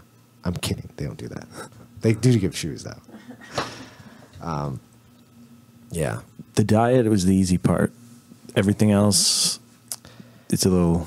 It's hard, Little man. annoying, It's yeah. I mean, it's cool that you want to be that type of person and it bothers you, and I commend that. For anyone to do whatever they want to do is awesome, but it's tough to be 100% because you don't know, Right, man. Unless you're making it, you just don't know. You don't know what you're getting. I lose my mind over stuff like that. Like I said, I'm a little too much of a thinker about a lot of things. Yeah. Well, I mean, that's understandable, but you got to just, I don't know, keep doing you, man, and everything will work out. I try. But start wearing the fucking gi. Get to a gym, man. Go see Mark Turner. I'm with Gotta it. do that. Yeah, you man. should put a gi on. I always put it off. yeah. I've been putting it off for a long time. You gotta do it. I don't know what people's hesitation is with starting jujitsu, but even like my friends who they love jujitsu, will not. I'm like, you can come anytime, and they just won't do it. They won't do it. I try to convince Gotta them. get new friends. Now my buddy, he's like, he does a bunch of kickboxing fights, and he had one amateur MMA fight. He's like, no, I'm gonna get back in MMA. He's like, and now I'm gonna come for jiu-jitsu. Oh, really? I was like, yeah, you need to come years ago. It's ridiculous. Is he gonna come? My buddy who introduced me to jiu-jitsu is still a white belt in jiu-jitsu. And I'm like, how's that? Because we always just fucked around and did it on our own. He's got decent jiu-jitsu. He just never wanted to come and learn like at a traditional school. And I'm like, Right. dude, you got to come. Yeah. I'm like, you don't want to die a white belt, do you? You don't, That's what I said. I go, you can't die a white belt. well, you don't want to die a white belt. That's for sure. It's not good. Isn't everyone a white belt, though? Even if you don't do jiu-jitsu, aren't you a white belt? Right. No, you're uninitiated. I guess, technically. Is that right? No, I guess you're all white belts. Everyone's a white belt, right? Well, those who aren't. I mean, Melissa's a white belt. I'm a white belt. yeah, that's a funny one. John Jones was a white belt until last year. Yeah. Think about that. So there you go. I know the belt doesn't mean anything, but Yeah, I mean, you should just get a belt. you should definitely get a belt. I know it would help my credentials. Well, yeah, especially if you're going to compete at some of these bigger tournaments, you should just be belted and ranked. Oh, that would have been cool. I like saying I'm a white belt who's tapped brown and black belts, though. No, I'll do it. I got to do it. Even if I don't even compete in the gi, it's very beneficial, and I need the high-level coaching. I'm messing up by being in my good athletic years, 20s, and not getting a good coach. Like, I feel like I'm a little bit wasting time trying to do everything on my own. You for sure are. 100%. I mean, I tell you that right now. You're Damn. Well, it's true. I mean, how old are you? 25? Yeah. Grappler Union podcast. The hard truth. The hard truth is here. Yeah, I mean, dude, 100%, man. You just need to get in and start doing it, man. If you're taking this seriously, I mean, you're obviously competing a lot. You're doing these super fights, stuff like that. Yeah. You got to go to a legit school. Go see Mark Turner. Go see Roll Academy, wherever you're near, and yeah, just go over there, man. Just get it done. You're gonna love it. Even if it's only a few gi classes a week. That's it. That's all you need. I mean, your base is gonna be good. It's just gonna strengthen everything else up. It's gonna make everything tighter. Got to just get ready to get my hair pulled. Yep. For sure, get your hair.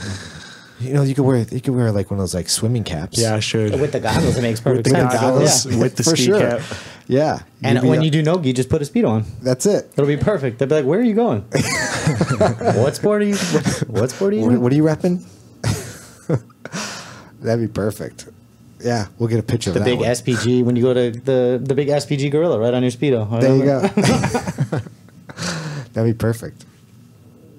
All right, Tom. It's 6:30, man. We don't want you to turn into a pumpkin. Yeah, got to wrap Am I it gonna up. jump in? No. You sure? do it. Melissa, you want to jump in? Really? You got nothing to say, huh? Yeah, All the wedding plans going on. You have nothing to Oh say. my gosh, I have tons to say about the wedding plans. Oh yeah. Oh, You don't think our listeners will like that? Think they'll no. tune We out? talk about what it's like to live with a grappler day in and day Yeah. out. Or what your perspective is on these matches with like just neutral third party, Yeah. limited jiu-jitsu experience. Like, oh, I wonder what's going on there. Yeah. It is interesting to hear that too. I always think it's interesting to watch two people who are totally untrained roll just to see what they do. Right. It's fun to watch.